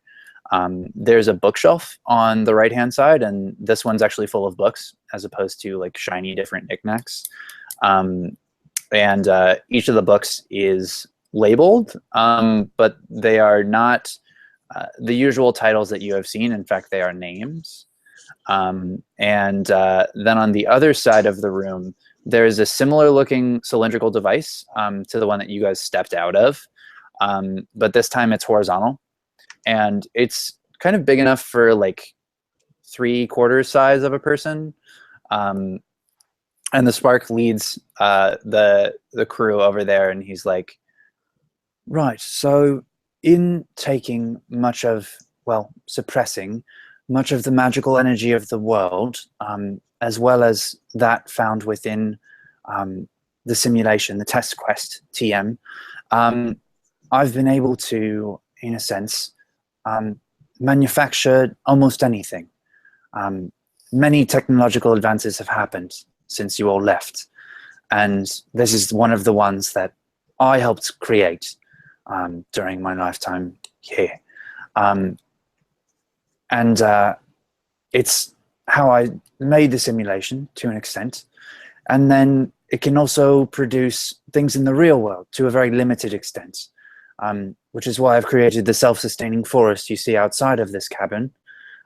That's where I get most of my food and drinking water from, etc. But sometimes you need a special item or thing, and so to that end, Cade, if you'd like to select just any non-magical weapon that you'd like to take down with you as a judge, and a kind of armor as well. I see that you're wearing the patterned armor they gave you in Encore, and I feel like that's a great selection for you. But another item of similar nature would be welcome. And then the rest of you are free to pick those as well. One weapon and one piece of armor, just to make sure that you're capable of surviving and thriving down on the world below. You're bound to face some challenging foes as a judge. I need like a second to look up possible light armors. Okay. Yeah. Give me 1 sec.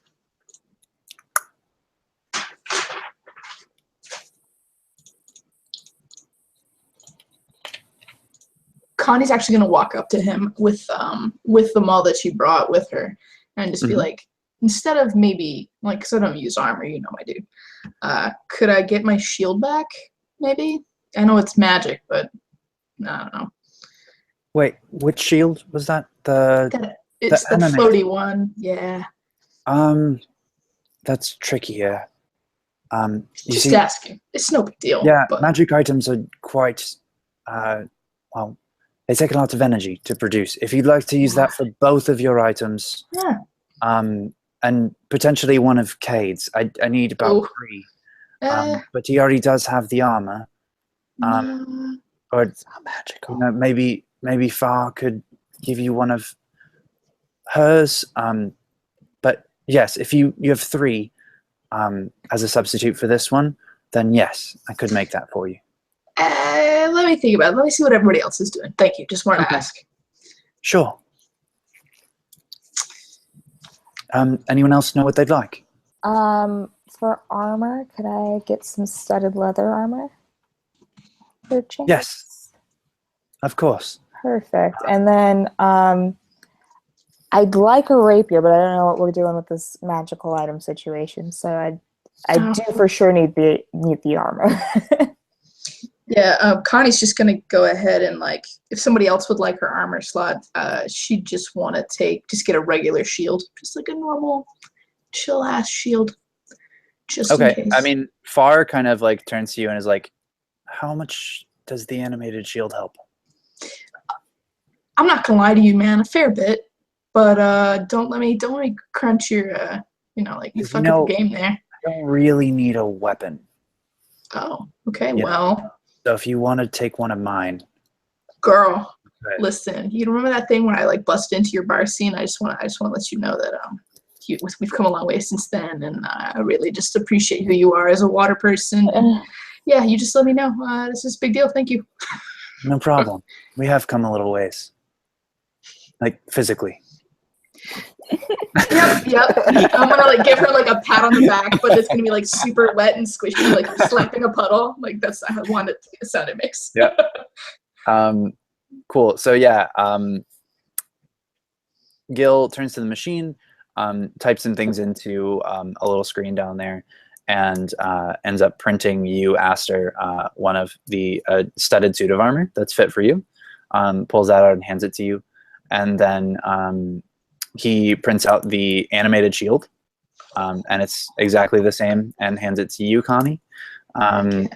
And he prints Far back her set of armor. She wanted that pattern set back that she got from Encore. And then he kind of turns to Cade and he's like, "Cade, what are you thinking?" I'm confused on what's happening right now. Are they leaving? Am I staying? What is happening? You're all leaving. I think we're going with you. You just got the cool, like, fancy sheriff's badge. Yeah, you've become a judge, and then they can do whatever they want. They've proved their worth. Down on the planet. Oh. Yeah. And then Cade just shrugs, and he's like, "I will take a short bow like my other one, please." All right, the auto one? The repeater with the lightning.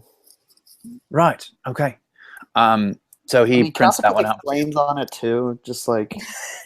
Oh, do you just want some flames on the side, like carved into it? Yeah. I mean, like, you know, if you want to deal with like fire magic too, but like I want it for my own because it's like, you know, it's like big and tough, you know.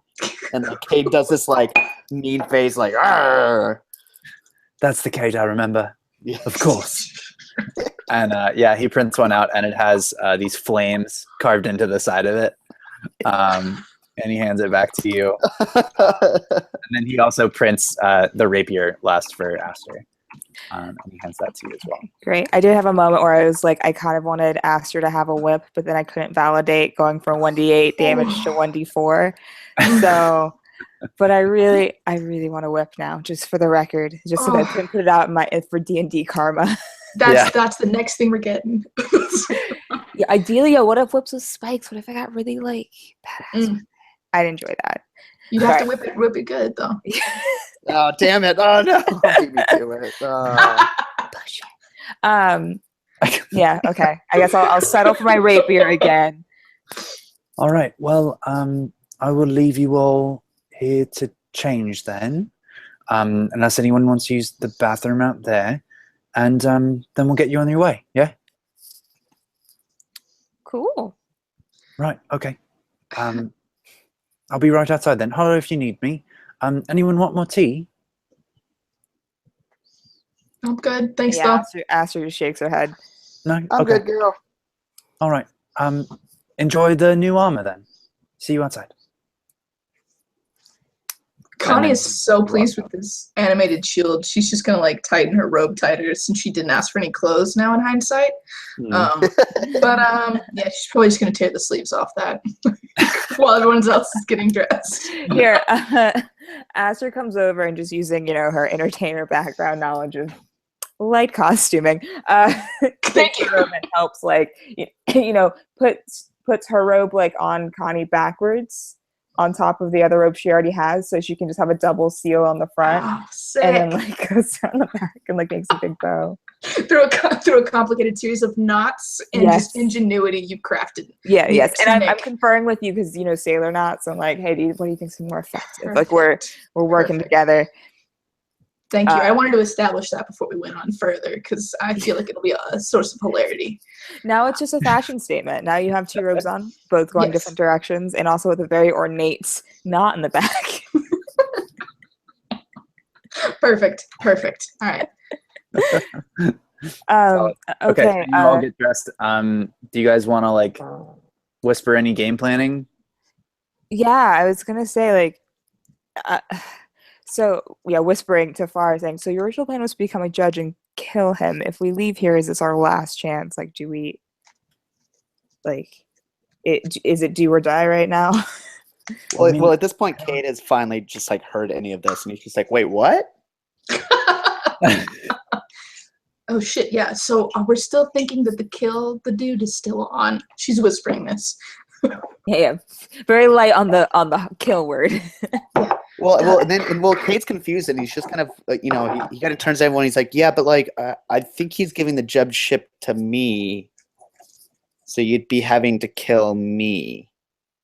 Well, even if you want to fight for him, Cade, you have a choice. He did imprison you.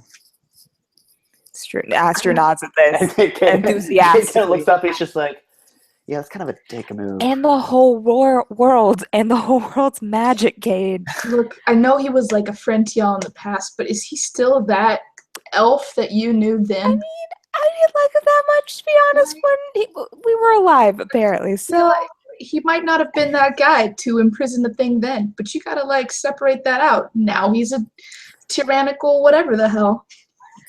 Yeah, Aster doesn't Aster's also pissed that she died when she paid all of her debts off, but she's a lot of complicated emotions going on.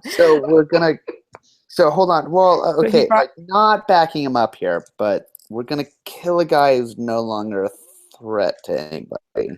But he is. He's actively imprisoning the world. The world's magic.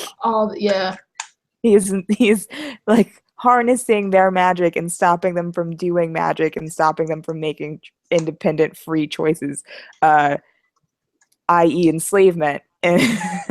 He's opted out of the beautiful chaos of a natural world and imposed his own sense of order onto the people that he doesn't even the whole group of. Yeah, this is as coherent as I'm gonna get. Do you guys want to kill this guy? Yeah.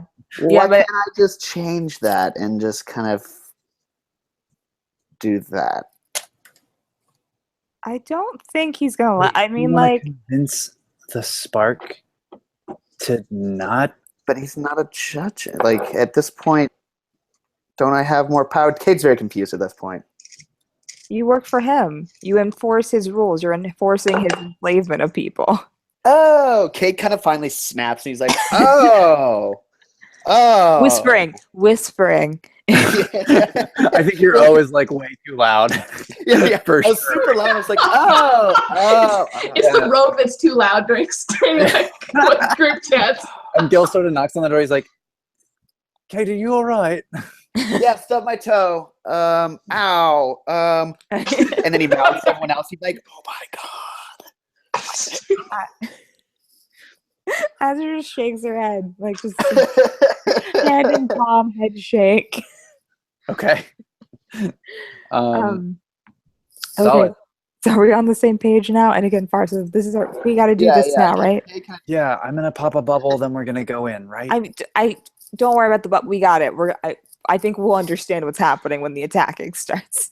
Okay. Unless actually, do we want to prep any No, reactions? Make her do the bubble though. That's gotta see it. Like, Okay, we can do the bubble. thank you. But I was gonna say, do we want to prep any like reactions, like if she attacks, like just so like maybe we can like trigger something, like be ready. I don't know, plan. So we can help pop off. Yeah. I don't know. I don't know if there's something I can actually. I say this. I don't know if there's something I can actually prepare that'd be helpful. But I think you're better off at preparing stuff because all I've got are fists and hitting things, and I think sneak attack. Kate kind of like raises his hand. He's like, well, why don't I just get his attention and then you just kind of hit him in the back? Oh boy, I feel a little morally conflicted. He is like an old elf. This doesn't feel quite right. Aster looks back again and says he's enslaving an entire world of people. Repeats exactly what she said Thank to me. Thank you. Like Aster just like she just doesn't understand like what the problem is. We all just killed replicas of people who were important to us, and I'm sure thousands of previously dead people have also done the same thing. So my when you put it like that, dry. I'll go down that well again, but I think it's just all dirt, like we just season. Okay, all right, I'm ready. Are y'all ready? What are we doing? Distract him and then whack him? I'm throwing a bubble, right? Yes, you want to use the bubble to distract him? Do you want to like float it? Can it be like you float a bubble out like the crack door and watches as he like loses attention for a second and then we go? I mean, if you really want to do it that way, I don't have a. I mean, I could probably be more useful if I can like actually hit him. Yeah. But yeah, I suppose. Kate Okay. kind of wants to get his hand and is just like, can we get him outside at least? I'm tired of almost drowning in rooms. Yeah. Like, he kind of looks up and Gil knocks on the door again. He's like, "Are you all right? It's been an awfully long time to get into September." Sorry, we have to build me a new outfit. We'll be right out. Yeah. I'm constructing a masterpiece, Gil. Constructing a masterpiece of what? You have studied that armor. I printed it for you. Not for me, Gil. Like she's just not fully answering the question. Gil. Yeah. Dad, leave me alone. Yeah, full angsty teen. We're full. God, Gil. Like, why can't you just infer what I'm doing right now? Jeez, Gil. Yeah. All right. Okay. Aster's just. Are you guys walking out of the Kate, room? during all of this, just kind of like opens up the door and it's just like, I need some air. This is like too weird for me, and just starts like just kind of walks outside the cabin. Okay. Are you guys sort of like following him, or? Okay. And so everybody's kind of squadding up, and Gil's just like, wait. Well, we do need to go that way, but I was going to show you the way there. And as he says that, this purple smoke begins to trail off of your shield, Connie, as you're walking out, and also emanating from the pearl that Far has. And Gil is like sort of just half stood up in the armchair where he's been hanging out waiting for you guys, and the smoke begins to form into a shape in the other armchair. And as the smoke coalesces, you begin to see a very familiar shape, and you hear, "Hey man, How are you guys? Oh shit. And it's Jared sitting in the armchair next to God damn it. Gil, and he like turns to Gil and is like, "Oh, hi, Gil. How have you been?" And Gil is like, "What the hell are you doing here?" "Well, I finally figured out my way out. Thank you for the initial starting me off, but these folks were lovely enough to bring in some magic items that I gave to them, which is, been my cut through the dimensions. I think Asta now has something similar to what I use, the dimensional door, and visualize my way from that, man. And here I am now to kill you." Oh shit. Aster's just so pleased right now. She's happy. It's great. It's awesome. Does Spark have any sort of reaction to the death threat? Yeah, I mean, he's like totally stunned, and is like, "I never thought you would find a way out. Is that what you've been doing, selling all those items? And then just giving them away?" "Oh yeah, man. That's been the whole play, the whole time. So here I am, and plan is to end your reign of terror as part of the dark. Talked with Ares. I gather that you all had spoken with him as well, and here we are. So if you want to just hop on, let's finish it up then, yeah?" While he's talking, can Aster wants to try to subtly signal to Far like now? Yeah, I think all of us are looking at Far being. Connie's like, bubble. Yeah. Like we are bubbling for her. Like Okay, got it. Yeah. Like making bubble noises. Yeah. The Gil basically starts to sense that shit is gonna pop off. And reaches for these swords that are above the fireplace, and quickly grabs them. And you actually see that there's been one in his back the whole time, like in a scabbard, that you guys didn't really notice. And you're in this tiny cabin, and Far is like making the shit pop off. And she as she turns, she's like turning in the doorway, she sees Jareth. She's like, "All right." And she starts to summon this rainbow colored bubble into her hands. And she throws it at Gil. And Gil is like, "Well, if that's how it's going to be, I guess." And the bubble flies over, and I'm going to need everyone to roll initiative, and I am also going to make a surprise round attack for Far.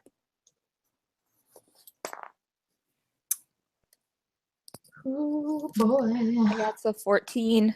Okay, let me make this attack real quick, and then feel free. So it'll be spell attack. Oh boy. And then Bubble. Gil. Bubble. Bubble.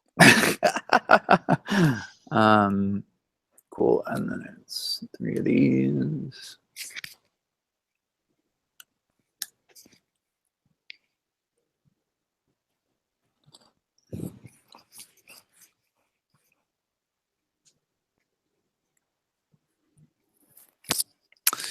And I'm gonna roll initiative for everyone.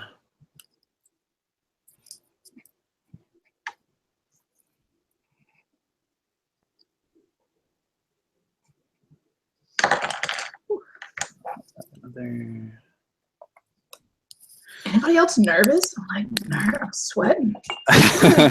Well, to be fair, we already died once, so what's the worst that could happen? Yeah, that's for sure. The true death, I guess. Yeah.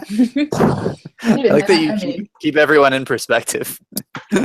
As she's eating like chips or something, she's like, "Wow, guys, it's like It seems fine. it's Could only be worse. only- Shit. Why do you make me sound like Bugs Bunny? Yeah, I went Brooklyn, he went Bugs Bunny. I don't know. Yeah, I was like, y'all Wow. from Atlanta. Complete wrong directions. And excuse me, they are butter croutons. And I have no other snacks in my house. So So this orb of something like energy hits Gil, and it bursts into this ball of acid, and he takes some damage. It kind of like takes him back that he's just been attacked in his own home after like arming you guys with all this stuff, and it like sort of singes him a little bit, and he is now like he seems really disappointed, not even like upset, just sad. And he pulls out both of his swords, and I'm gonna need your initiative rolls. That's a 23 from me. All right. 14 for Aster. All right, Cade. I got a 15. All right. Also, when he said orb, I thought in my mind orb of Ozuvox, which if you guys get that reference, I will love forever. But I don't. I'm not cool enough. I'm sorry, Corey. it's fine. Yeah. It's fine. It's a chromatic orb, but it makes a bubble popping sound, and so Just like a light one, just like a. Yep. Yep. Please demonstrate. All right. Yep. And then Gil is actually going to go first, because he has a silly high dexterity score, and as an old elf, he's also silly high level. And so, he is going to first speak a word as a free action, and he's just going to say, what should this command word be? Worthless. And the sword in the scabbard that he has flies out of his back and swings at Jareth, as if on its own. And the sword, and I'm going to roll 2 hits.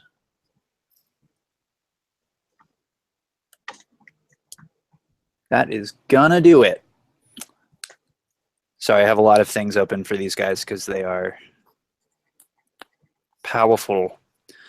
I mean, they could duke it out. We can just hang out. Yeah. I'm down to observe and spectate, maybe commentators. Okay, better croutons over there. Crouton, sorry. I'm also not Kanye West. Come on, Corey. I'm sorry. I had to poke at you just a little bit. Now I'm just gonna eat into the mic.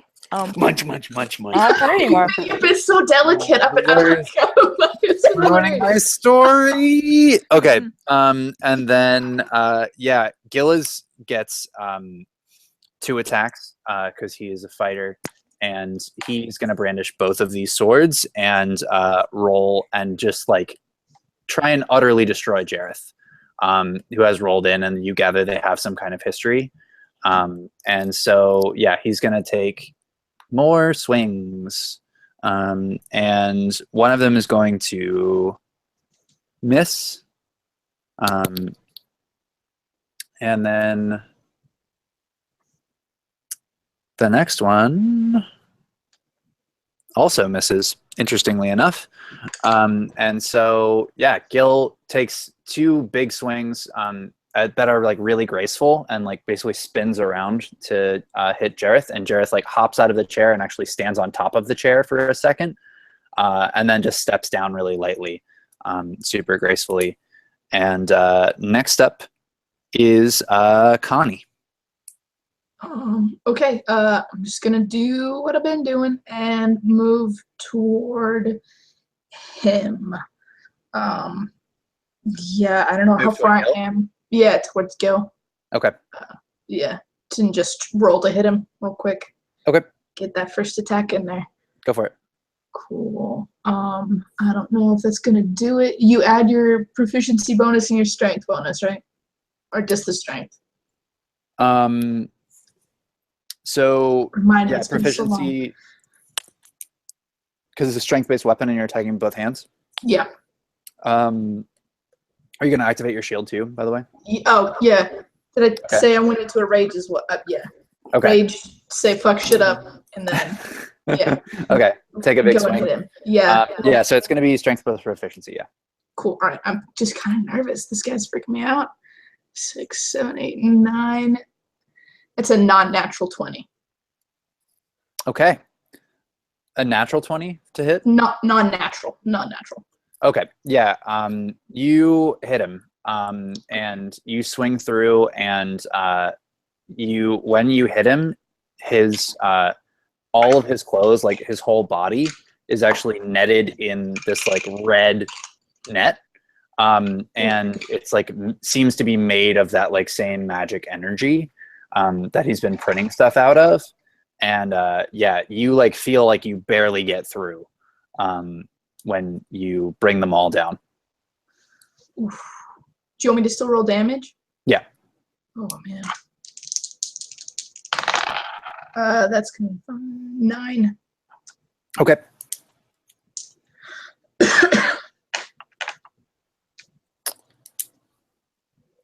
Cool. So yeah, next up in the order is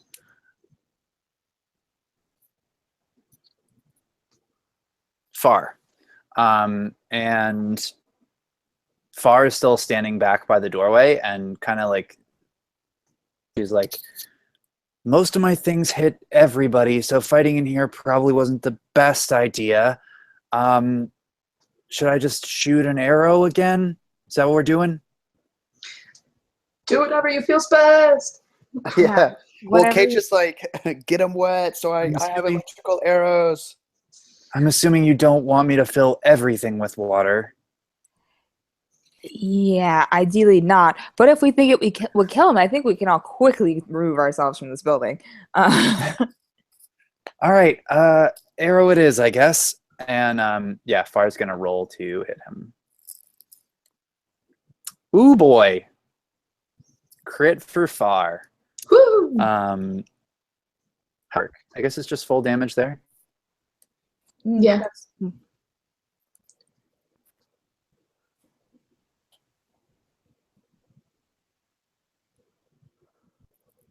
All right, so she does a similar thing to what she has done before and casts Melf's Acid Arrow and forms this bow out of water and then fires this acidic-looking green arrow right at Gil.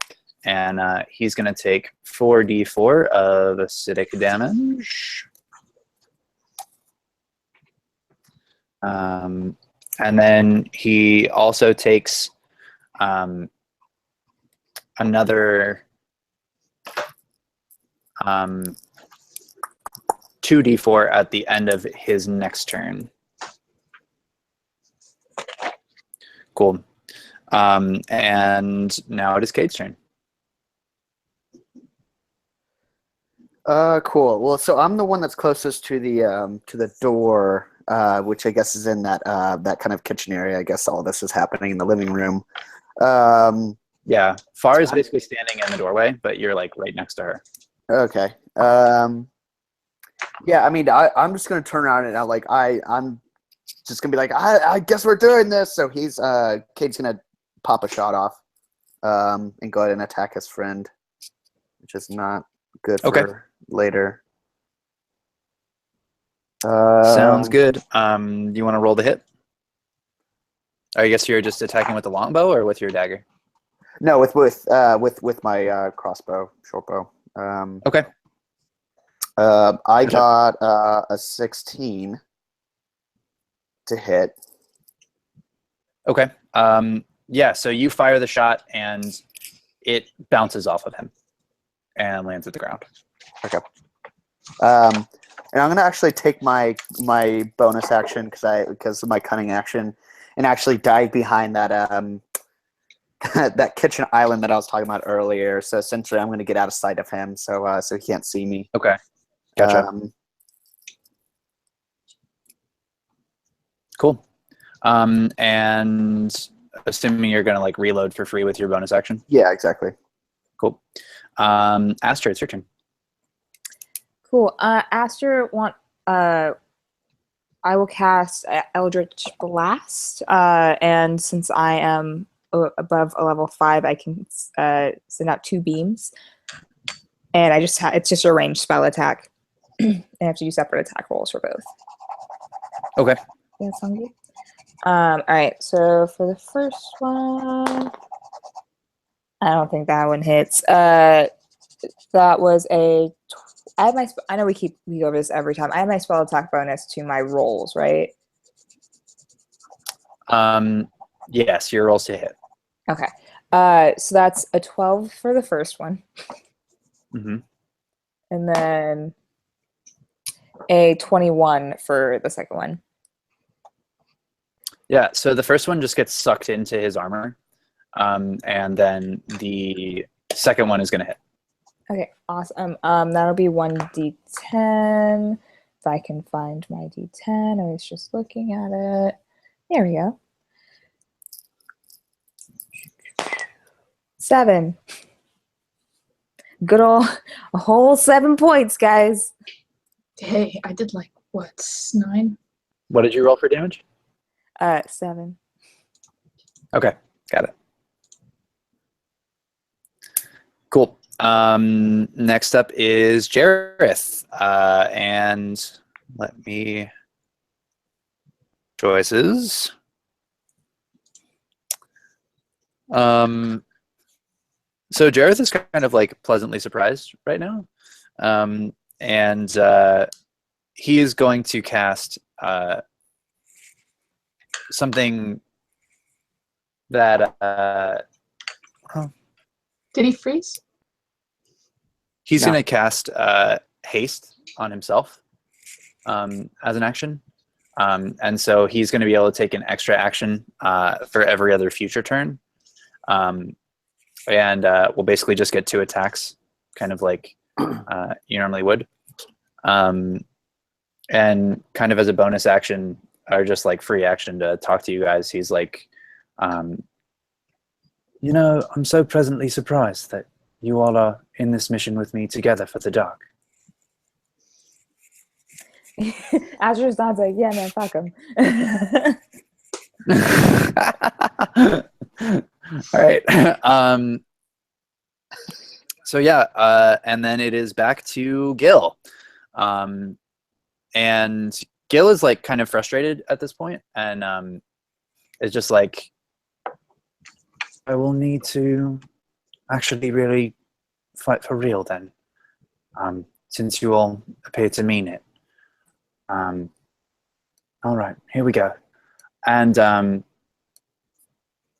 Liz, when we were doing this before, did we decide that 1 attack was 2 weapons for dual wielders? How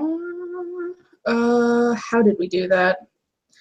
For the listeners, Or like this 1 has been action like, was how long? 2 swings? I don't know. I would just look it up if it was me, because I would want to be. I would want to be fair on it. I have no clue how we did it last time.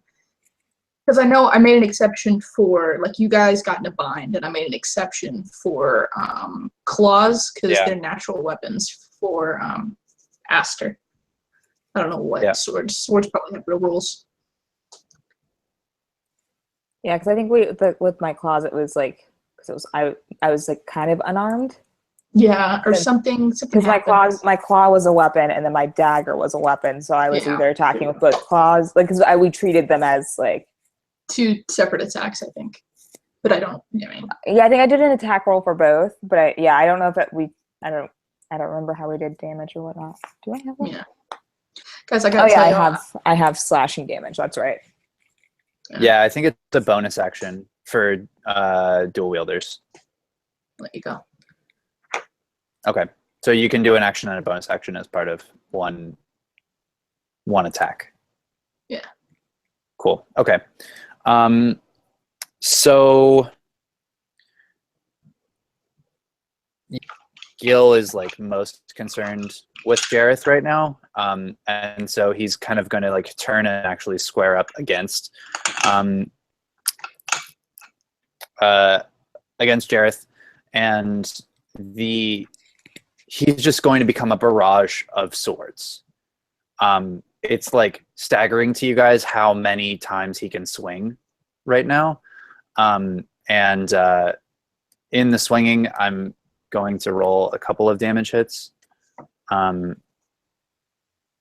see what we get.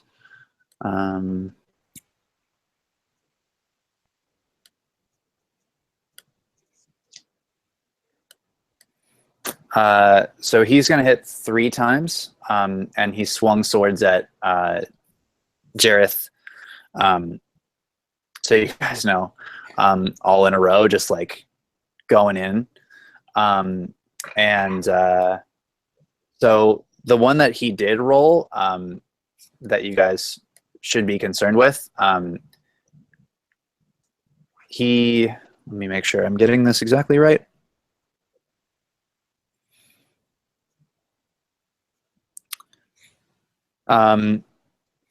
Yeah, and then I need a saving throw. So he swung, and like Jareth is staggering back at this point based on the amount of rolls he's taken. And like get really thrown. Man, how much damage is this? It's a lot. 3 attacks.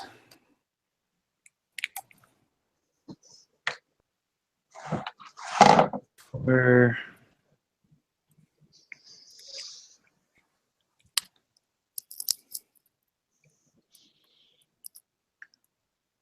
3.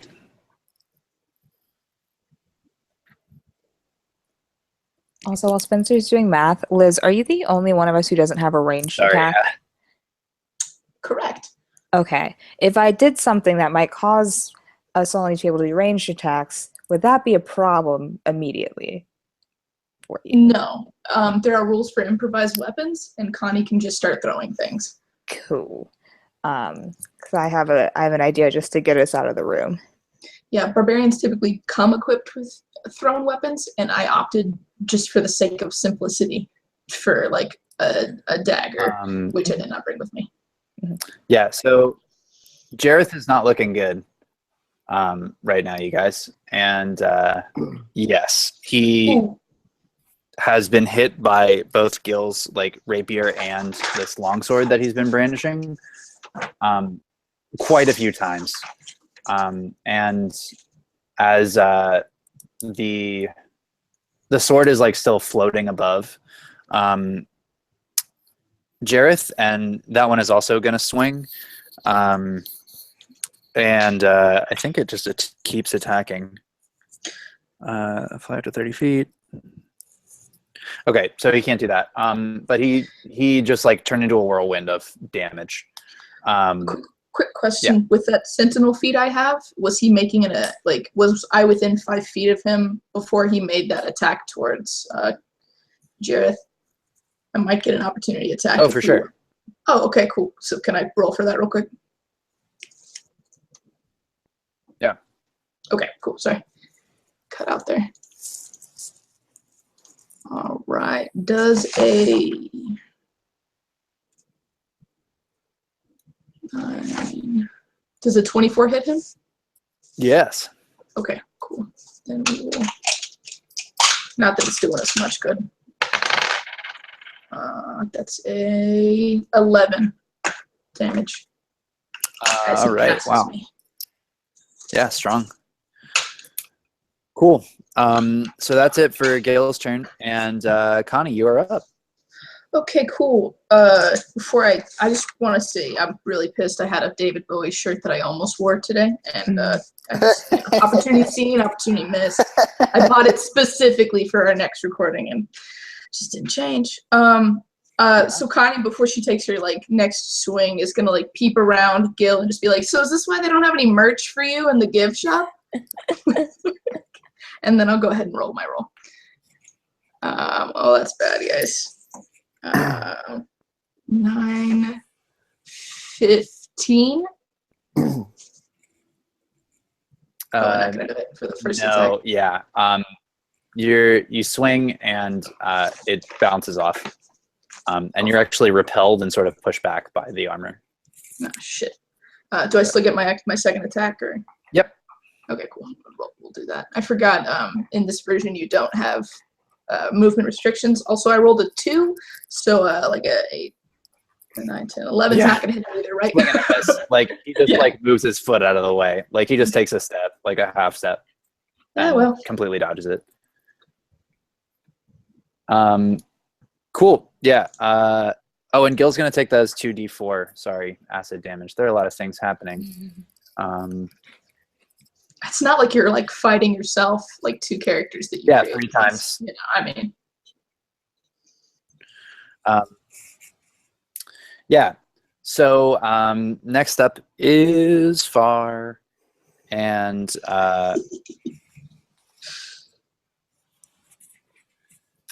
Far, I think. Let's see.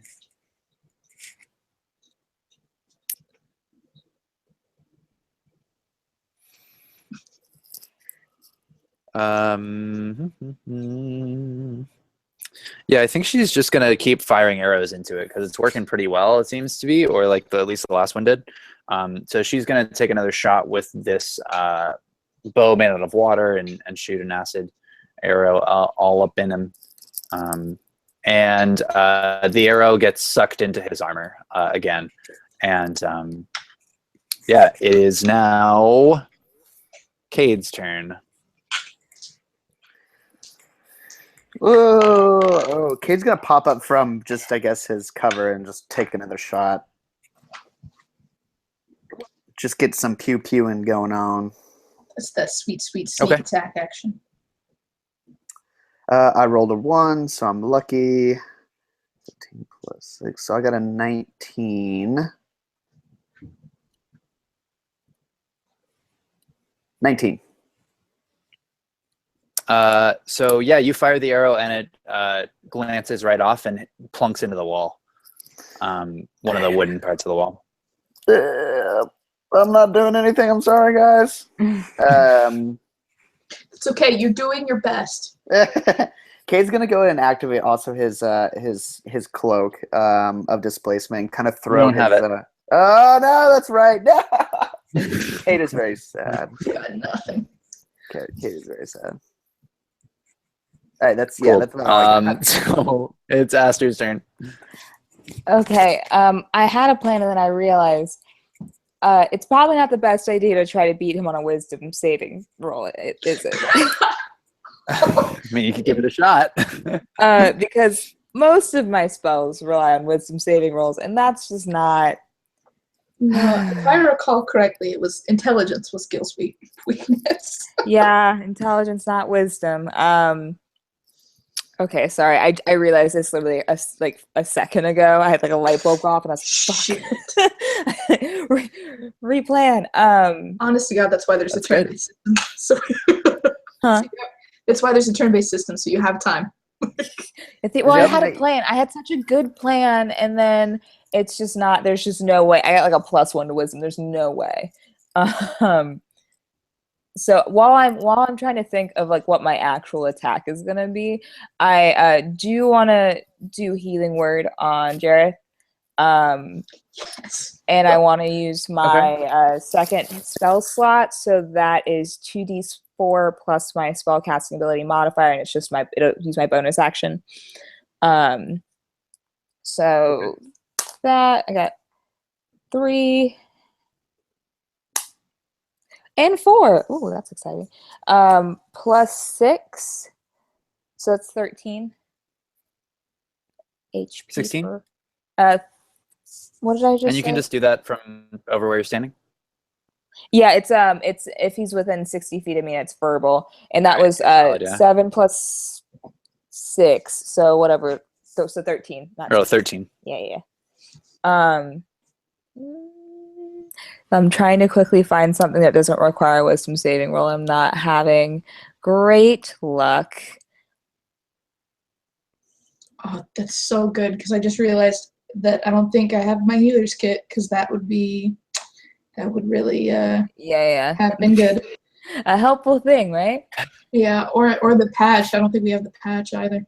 No, we don't have anything, but like the stuff we just got from him, and like the stuff that the one thing we said we wanted to bring. Sorry, I'm skimming very quickly. Yeah, we can add this. Is what editing's for, right? This is yeah. This is gonna be a lot I of know. editing. I just don't want to like waste time.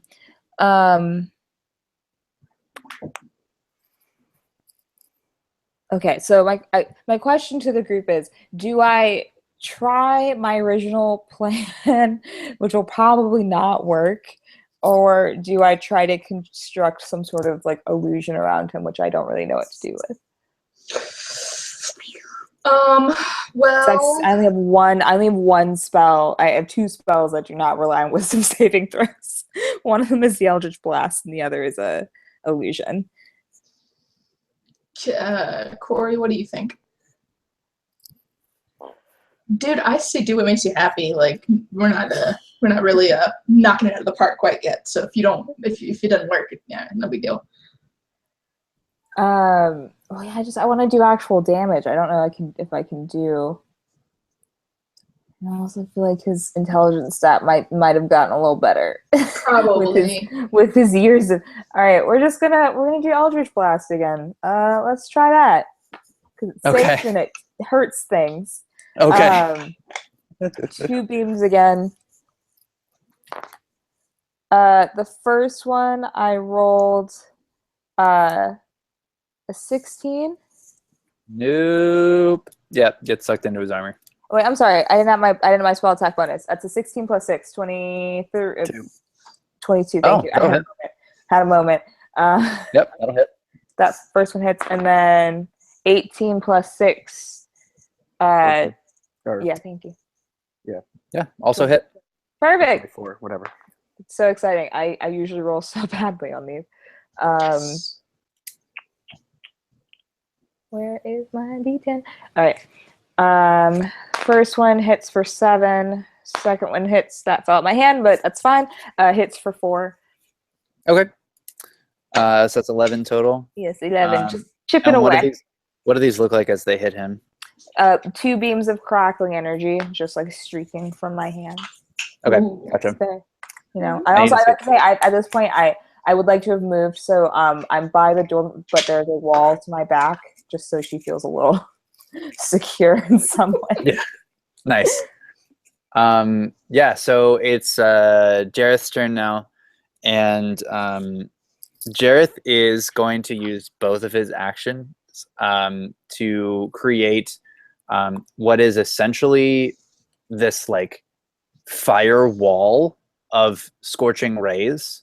So they appear as like dots in front of him, and he's going to cast both of them at 4th level. And this creates you gain 1 additional ray for each slot above 2nd, so there are going to be 10 rays in front of him. It's basically from his head to his feet of just like lasers that are all going to shoot into Gil, depending on how much he can save right now. Yeah, I'm gonna just like again do our baseline thing. How many of these hit? 1, 2, 3, 4, 5. So 5 of them are going to hit Gil, and so then there are 2d8 per ray, 2d6.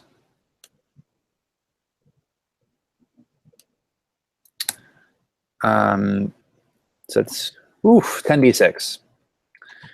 All right. So Gil just gets blasted by all these things, and that's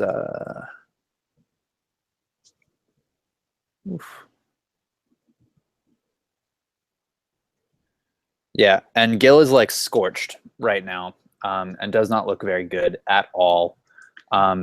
Pieces of his clothing, even through his like mesh of like red energy, are on fire. And he's not looking good. He's looking pretty haggard at this point. But it is his turn once again. And let me see if he gets another crazy thing again. Oh, if we had second thoughts, no more time for that, huh? Seems Gotta like kill it. him. I suppose it's a fair thing. We made a pretty final decision there at some point. Man, our consequences have, our actions have consequences. Damn it, yeah. We had a So checkpoint first that we he's going set to up. use second wind to regain 1d10 plus his fighter level. Ugh. Yeah, it's not great fighting a fighter. 5 plus. Yeah. So he's going to regain a fair chunk of health as a bonus action first, and then swing his big ol' longsword that has an emerald in the hilt. Which I'm going to make sure that I'm referencing correctly.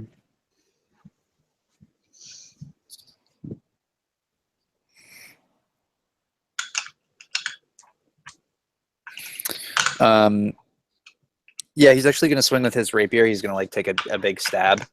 Again at Jareth, and roll an attack. Oh boy. And just like completely miss Jareth once again, and kind of stab off. And Jareth is like just being an acrobat on the other side of this, but like in a very low key way, and sort of just taking a quick little step. And then for his second attack, he's just going to swing both of his swords once again, kind of in like a scissor motion with both. Let's see if he hits. And completely whiffs. And so, yeah, Jareth is kind of standing there pretty unaffected and has like dodged all these swords. Like, probably what is too gracefully. You guys are beginning to suspect something is kind of weird here with how Jareth is fighting, in that he can dodge all these sword swings. But yeah, that's the end of Gil's turn, and he's kind of just looking tired at this point and a little fed up. But yeah, it's Connie's turn.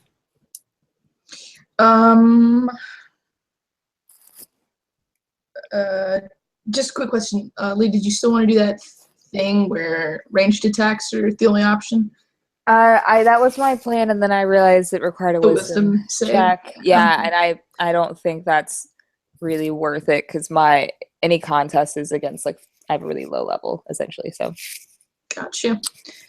All right, I'm just gonna keep doing what I'm doing and roll to hit him. I keep looking for my dice and realizing I don't have them. That's a 20 again, non-natural. Oh, 20 non-natural? Yep. Yeah. So you just barely feel your maul going through. Connect. But yeah, roll damage. Right. Cool. That's an 11 again. Okay. For and this time, 11 for damage. Yeah. Yeah, this time Gil immediately, like far quicker than you think he should be able to swing, tries to make a swing at you, like directly at your head with his big longsword. Cool. As his reaction, and he is going to roll a 24 to hit. That's gonna do it. Yeah. So, and then he's gonna roll damage. Oops, sorry.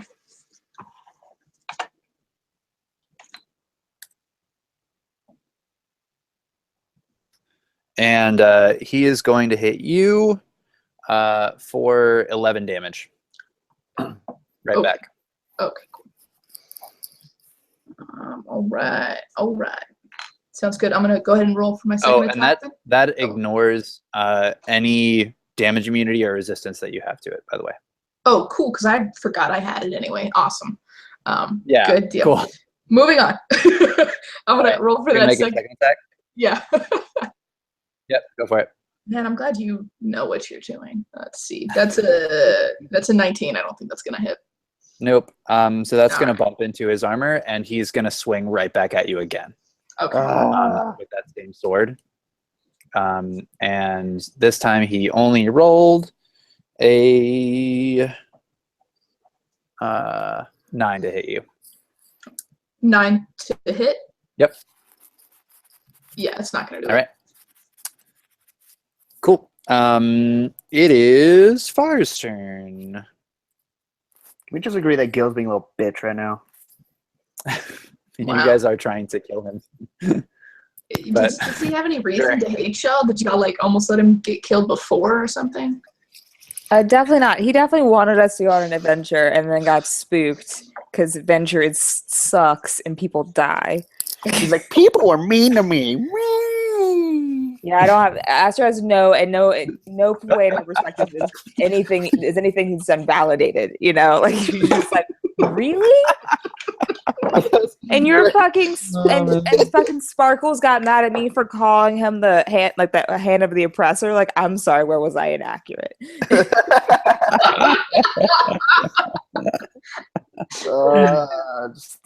Very solid. Marxist books at him. I wish I had my pamphlets. Connie's just very sad. For those unaware, Gil at one point in a previous adventure just took off running, was like, "Oh, there's a bunch of bears and stuff over there," and just like bolted straight for them, out in a field for no reason, just screaming, "I want adventure," and getting us embroiled in his own hijinks. It was funny. It was like his character's only goal was to achieve an adventure. It made my job as the DM very, very easy. Or hard. I don't know. Yeah, so Far's gonna shoot another arrow into the armor and see what she can do. And this arrow is also gonna get sucked into things, and she's gonna be like, "Guys, are these attacks working? Are you having luck over there?" Connie's like gonna with Jared's a free being hand. the only one to hit him. I don't know. I mean, my little blast things did something. Not a lot, but it did something. I'd keep doing it. Yeah, I'm just, doing the best we can, unless you have a better idea. Yeah, no, this is really all I got, unless I want to hurt all of you guys at the same time. How long have y'all been here planning to KO him? This was the plan? This was your best shot? Like 2 random jokers and 3 random jokers and It's a great time to confront them on their free agent foresight. Like, come on, man. I feel like we don't really have time for this. I didn't know Jareth was part of this, but yeah, it's great to have him here. I feel like he's pulling his weight. Can we fight, please? I started asking the questions. We were focused. Maybe we just wait about another 50 years, he'll die from old age. Oh wait, he lives forever. God damn it. Kate, it's your turn. Kate's just having this conversation with himself behind the kitchen counter. Yeah, as he's firing arrows at his best friend. What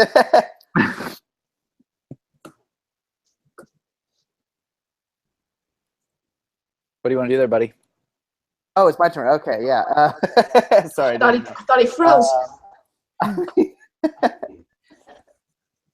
There's really nothing else that I can really do, but just to continue firing at him. I don't.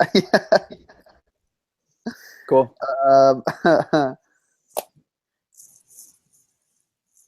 I don't know. Yeah, I rolled a very impressive 11, so. Oh, no. Yeah, the arrow is once again going to fly off of the armor. And I'm going to say, since Connie, you're so close, Can you go ahead and make a dex saving throw for me, please? For sure. If it's high enough, can I like bat it away and like cool like? Yes. Okay. If it's high enough. Yeah. It's probably not. It's a 19. It's a 2. 19, I will say, actually does it. Yeah, the arrow slows down yeah. significantly after it bumps off of him. So, yeah, you just how do you want to deflect the arrow? Just gonna like raise my maul up and like coolly angle it so it like hits the ceiling, like bounces off my it's not an axe, sorry. It's a hammer and it hits the ceiling. Cool. Yeah, it just thunks into the ceiling. Perfect. And yep. Cade, in his frustration, takes that stupid little piece of rope that he had been given and just like chucks it at him. He's like, "God damn it!" Improvised weapon. Improvised weapon. Hoping that there's like a moth in it or something that'll attack. If anyone watches Archer, suppressing fire. Suppressing. I mean, maybe next time I'll throw like the boiling pot of tea on his face and see if I can do something. Yeah, do it. I'm like, that thing is working right. Yeah, so you try and throw the strip of rope really hard, and you just kind of throw it, but then it like stops in the air, like, and just gracefully fades Just down because it's like not enough for any momentum. Ground, like all my hopes and dreams. Yeah, it is Aster's turn. Cool. I'm going to try and cast Phantasmal Force. Also, while I'm starting to do this, does Jareth still look like he might want some more health, or does he look okay? He's looking okay. Yeah, I mean, he's like pretty spry looking over there. Okay, that's make sure it wouldn't like seem like, oh, I'm gonna blatantly ignore it. Cool. So this requires him to take an intelligence saving throw. On a failed save, you create a phantasmal object, creature, or other visible phenomenon of your choice that is no larger than a 10-foot cube, and is perceivably only to the target for the duration. And so before I say I'm going to make, I want to see how the intelligence saving throw goes. He rolled a 17. 17. Nope, that beats it. So nothing happens. Okay. And I'm done. Okay. Cool. So it's Jareth's turn now. And Jareth is kind of like chuckling at you guys, like sort of just whiffing against his armor over and over again. And he like holds up his wand. And takes pity on us and just takes us out because this is futile. I'm just kidding. And he, let me see how big the AoE is. How big his wand is? Or? Oh boy, no, the AoE area of effect.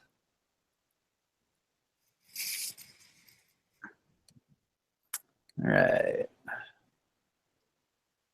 Ooh boy, this would be big. Sounds like, guys, we should probably get out of this room. Yeah, so I'm gonna do this. Oh boy. Jareth holds up both of his hands, and soul bomb. He's taking both of his actions, and can you humongous like fireballs form in both of them. And the fireballs begin to scorch everything around the cabin. And he kind of just goes, "Hey guys, you should probably move out of the cabin." And throws them like behind Gil, but like the blowback is palpable. And he is throwing both these dealies. And I'm going to roll to see if they hit Sir Gilliam. Yeah, my vote, guys, is let fire and ice here take care of them. Like, they've got the area of effect shit. Yeah. No, I mean, can't move till turn, but I'm happy to hightail it. one of them is gonna hit Gil big time. He like dodges out of the way of the other, but Jareth basically staggers his throw so that it covers a huge area within here, and he is gonna take quite a bit, and he's gonna take 12d6 of fire damage. Is how much Jareth just did in one turn. Seems fine. Even 1d6 of fire damage would be more than I've contributed. You're crying. Yeah, so he throws both of these things, and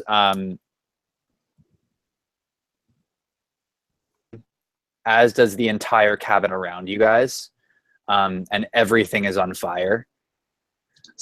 You can see that Gil like falls over in the explosion, and seems to be unconscious.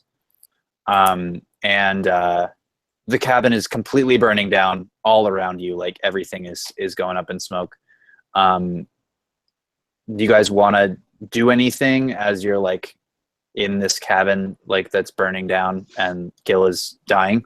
Besides dining and ditching, let's loot the shit out of it. I was gonna say, I was gonna shout to Far, can you do that water shit? Like, real quick. Would it stop him from dying, though? This is an important question. We do need him to not Oh, well.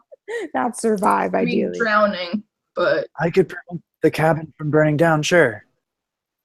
Is that the plan? Can you do that and kill the guy? Thoughts? The Gil is dead. Oh, shit, okay. Well... Yeah. Oh, yeah. He's just been exploded. Oh, yeah. Go for it, then, please. Okay, cool. Yeah, so Far, and you guys are out of combat now. Far is like summons that huge amount of water that she did before and like fills the entire cabin for a second. You guys freak out and have a little flashback. And Jareth is kind of like chuckling the whole time. And then the water kind of immediately recedes after quenching a bunch of the flames. And you're standing in this like kind of husk of a cabin with Gil's body lying on the ground, having hit the ceiling and then come back down. And yeah, you're free to explore or talk to Jareth, whatever you want to do. Well, that was fun. Connie's really grateful for the water, especially because she was kind of crying after that whole like weirdness. just light tears. Just one single man tear. Just. Yeah, Asher is kind of turns like, cool. What now? What was that? Talking to Jareth, looking at Jareth and our friends at the dark. You guys you've been playing. So he's dead. What's the next step in your plan of defeating the spark? And Far kind of like goes to you and she's like, well, the next step is to figure out how to turn off this magic canceling whatever that he's established on the world, and then I guess head down and start new lives. Kind of gives her a solemn nod. So do you think this thing is inside this world he's constructed, or is it out in the real world? If it's out in the real world, how do we get there? Do y'all have a plan? Is there like a handbook, like a step-by-step thing? Or are y'all just winging this? Well, we'll probably just have to figure that out, I guess. So if you guys have everything you need here, we can head out and see what we can find. Yeah, I guess. I mean, do we want to look like, so we're fairly sure it's not in the cabin? Like, this is just like a... Let's just peep it. You can look around for it. I don't know. Yeah. Let's have a look, I guess. All right, yeah. Like I asked her, like to go around the cabin, seeing if there's anything that looks suspicious. Okay. Kate's kind of just in shock over this whole thing. I mean, he just pretty much killed his friend, regardless of whether or not that's true. So Kate's just gonna kind of be in shock until you guys are ready to leave. I mean, he's just gonna be standing in the kitchen, just kind of looking over everything, not being able to process a lot at the moment. Aster sees this as she's looking, and just kind of every time she passes by Cade while she's checking stuff out, she says like, "Just remember, he was an oppressive asshole." Connie's gonna go over to the oppressive asshole and kind of as politely and respectfully as possible toss him. It was really not great for her to kill an old guy, but she's dealing with it. So part of that's just gonna be to loot his shit. It was not great for her to do what? Kill this old guy. Well, it's kind of not her bad killing the elderly. But when you gotta murder, you gotta murder. So yeah, I guess so. Cool. So in looking around the cabin, you guys see the printer object. You also see the bookshelf with all the names on it. And then yeah, I mean that's pretty much it beyond what you've already seen. And if you want to start like pulling things off the shelves and stuff, there's another bookshelf that you guys didn't even look at also in the kind of living area that is like covered in shiny things. But yeah, that's about it. That's in the cabin beyond just like Gil's body that now doesn't have the red mesh on it or anything, and his swords are like lying next to his hands. We couldn't work that printer thing, right? Also, just for like if we poked around on that little printer thing, we wanted to make more weapons of a magical variety. Would that be something we could just do? You don't really know how to work it, which is the problem. Yeah, no, that's fair. That's what I wanted to check. Just like watching him, we just kind of figured out like the button combinations. Like, oh yeah, it's red, blue, green. We got it. Yeah, too complex for you. Fair enough. Right now, intelligence strikes again. But actually, like as you're messing around with it, Jareth walks over, and having like lived through that ordeal, comes by and actually starts messing around on the machine, and ends up printing a few things. Actually, he prints this set of what is like twinkling and full of purple gemstones armor for himself, because he was basically just wearing your standard like plate mail. When he came in, he was like wearing a set, and then so he makes that. He also prints out a ring for himself and a wand as well. Grasps all these things and decks himself out with them, and yeah, is kind of just like being like, right, well, let's go find the switch. Aster kind of just like looks at him and looks back at the printer. And looks back at him and it's like, it's probably not worth. I'm not worth the trouble. She wants to go look at the shiny bookshelf before they head out. Okay. Anything of interest there? Yeah, so there are a lot of things on the shelf.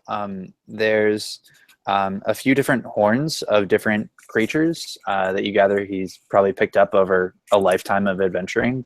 And then coins of an incredible amount of varieties, many of which you don't recognize, as well as like a really small dragon skull. And then a few instruments also are on here, including that like super high-tech keyboard that you saw in Encore. And yeah, another little device that you're kind of guessing might amplify your voice. Cool. Honestly, I don't know what I could really do with most of this. So, hey, squad, you guys want anything? Toss me that tiny skull. Aster toss it over his shoulder in the economy. I think Cade's gonna kind of break himself out of his his like introspection and He's going to go over to kind of the bookcases that are left, and Cade looks for a memento, maybe like one of those older, records or something like that from our original band, or anything that might just hold some kind of like some value towards that. I think that'd be good if he finds it. Yeah, you totally do.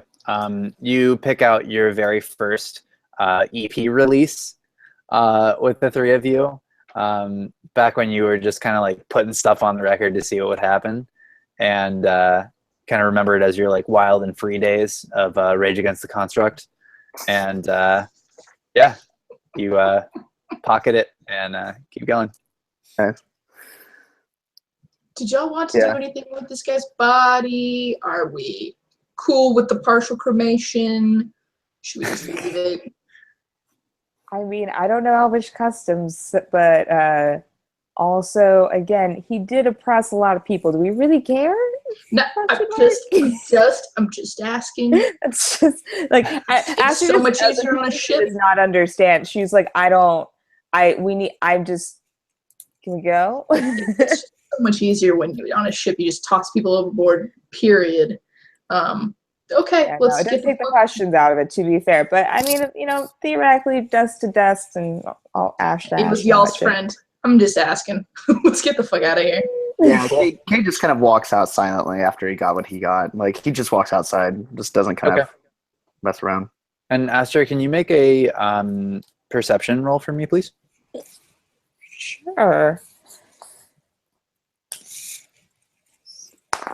The house's booby truck blows up. Everyone does. No. Yeah, no. He's not really dead. That's a 17 plus. Where is my perception? Plus 17 plus 7. How's that do? Okay. Yeah. So you turning to walk out of the room, and you see out of your corner of your eye that Jareth takes a book off the shelf and just slides it into like a pocket of his new armor. And he tries to do it super sneakily, but you totally see it. You guys are walking out. Can I see anything, any details on the book, like a partial title or anything? You think that you see part of his name on the book. Okay. I wonder what a wizard could want with a book with his name on it. Okay, cool. Aster kind of makes note of it and wants to pass along to her homies when she gets the opportunity. Okay, gotcha. So yeah, you guys are heading out of the cabin. Before we leave, what was that second instrument on the shelf?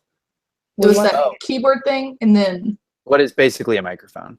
Oh, okay. Is there a pan flute amongst the miscellaneous other instruments you said were there?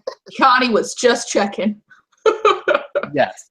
You know what? There is. Absolutely. Connie books it over to that shelf.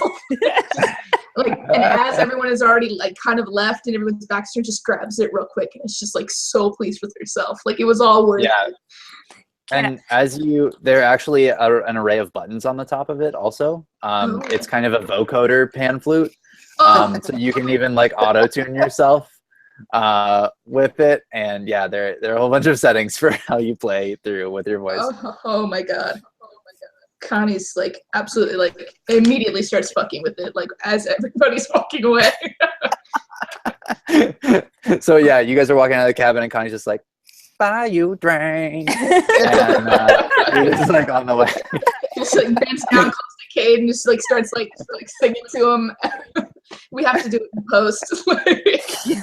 He just inserts some T-Pain. Aster's kind of impressed. She pulls her mandolin out and tries to do some accompaniment. This is everything I ever. If you want to make a performance check. Oh, yeah, we'll do. I got a 16 plus 6. How's that do? Oh man. Okay, so you guys tiny desk the shit out of this cabin on the way out. Perfect.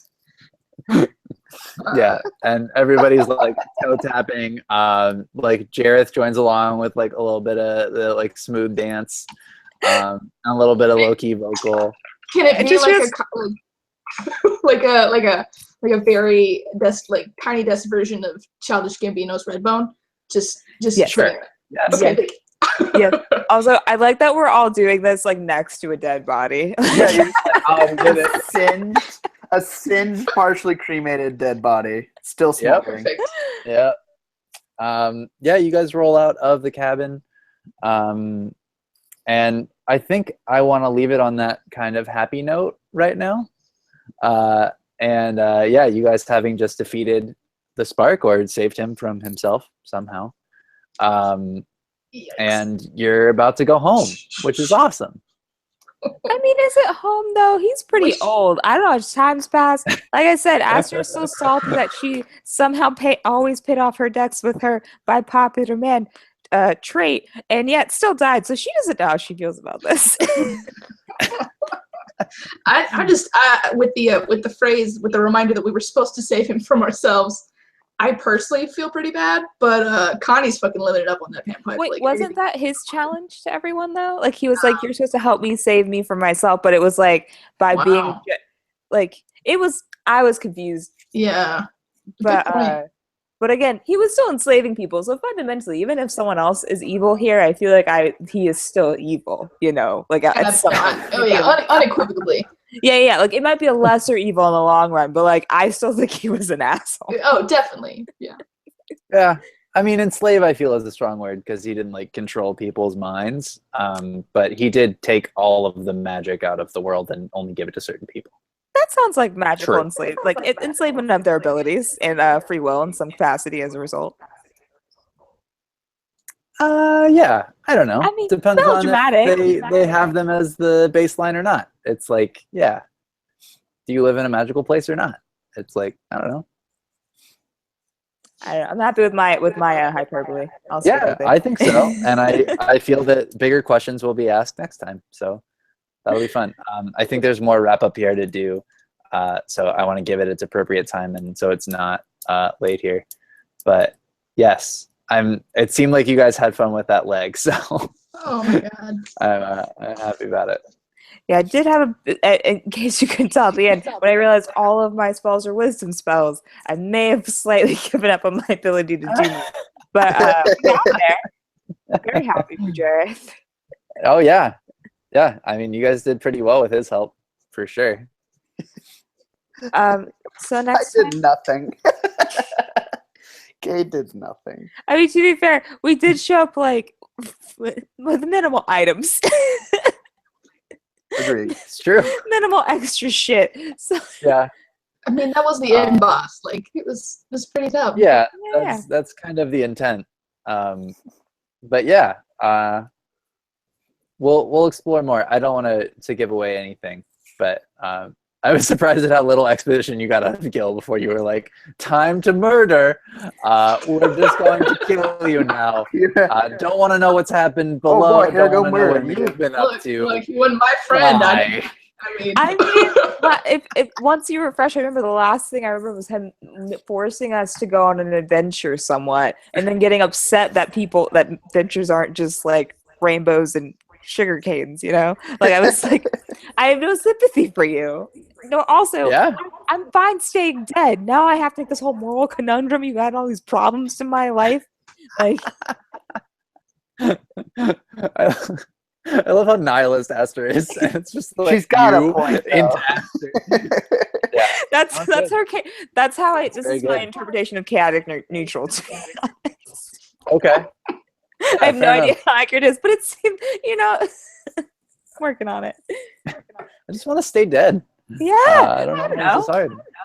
Again, we can watch. We all need to watch American Gods, and then you can understand. I've been weekly faced with the decision, like if I could come back to life as a zombie, would I? And the answer is like, probably not. There's the end of the episode plug right there. Love it. Can we please do that though? Like just have each of our intros next session just be us discussing American Gods. He turns to us and calls her name, and it's just American Gods. Hey, they're only doing an 8-episode season. There are 7 episodes out. It's totally doable within the next 2 weeks for all of you to watch the entire season up until now. Binge it with the free trial. That's not a bad idea. Oh, I did read the book too. Huh?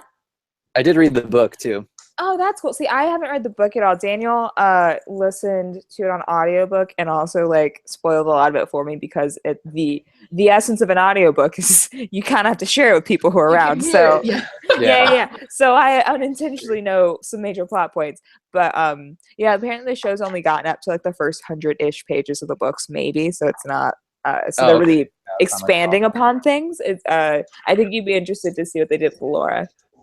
Yeah, that sounds good. That's my I'll need to check it out. a plug.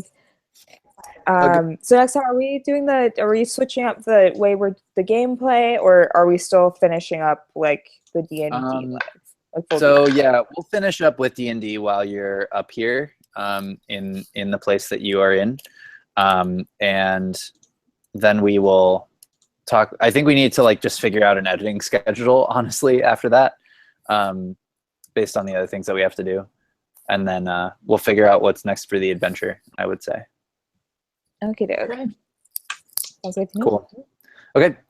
Well, I think I am good for 2 Tuesdays from now. So that would be the 27th. I should be good. Let me quickly make sure. Yes, I will. Also, just a warning of my emotional state, friends. I thought the hell in my work was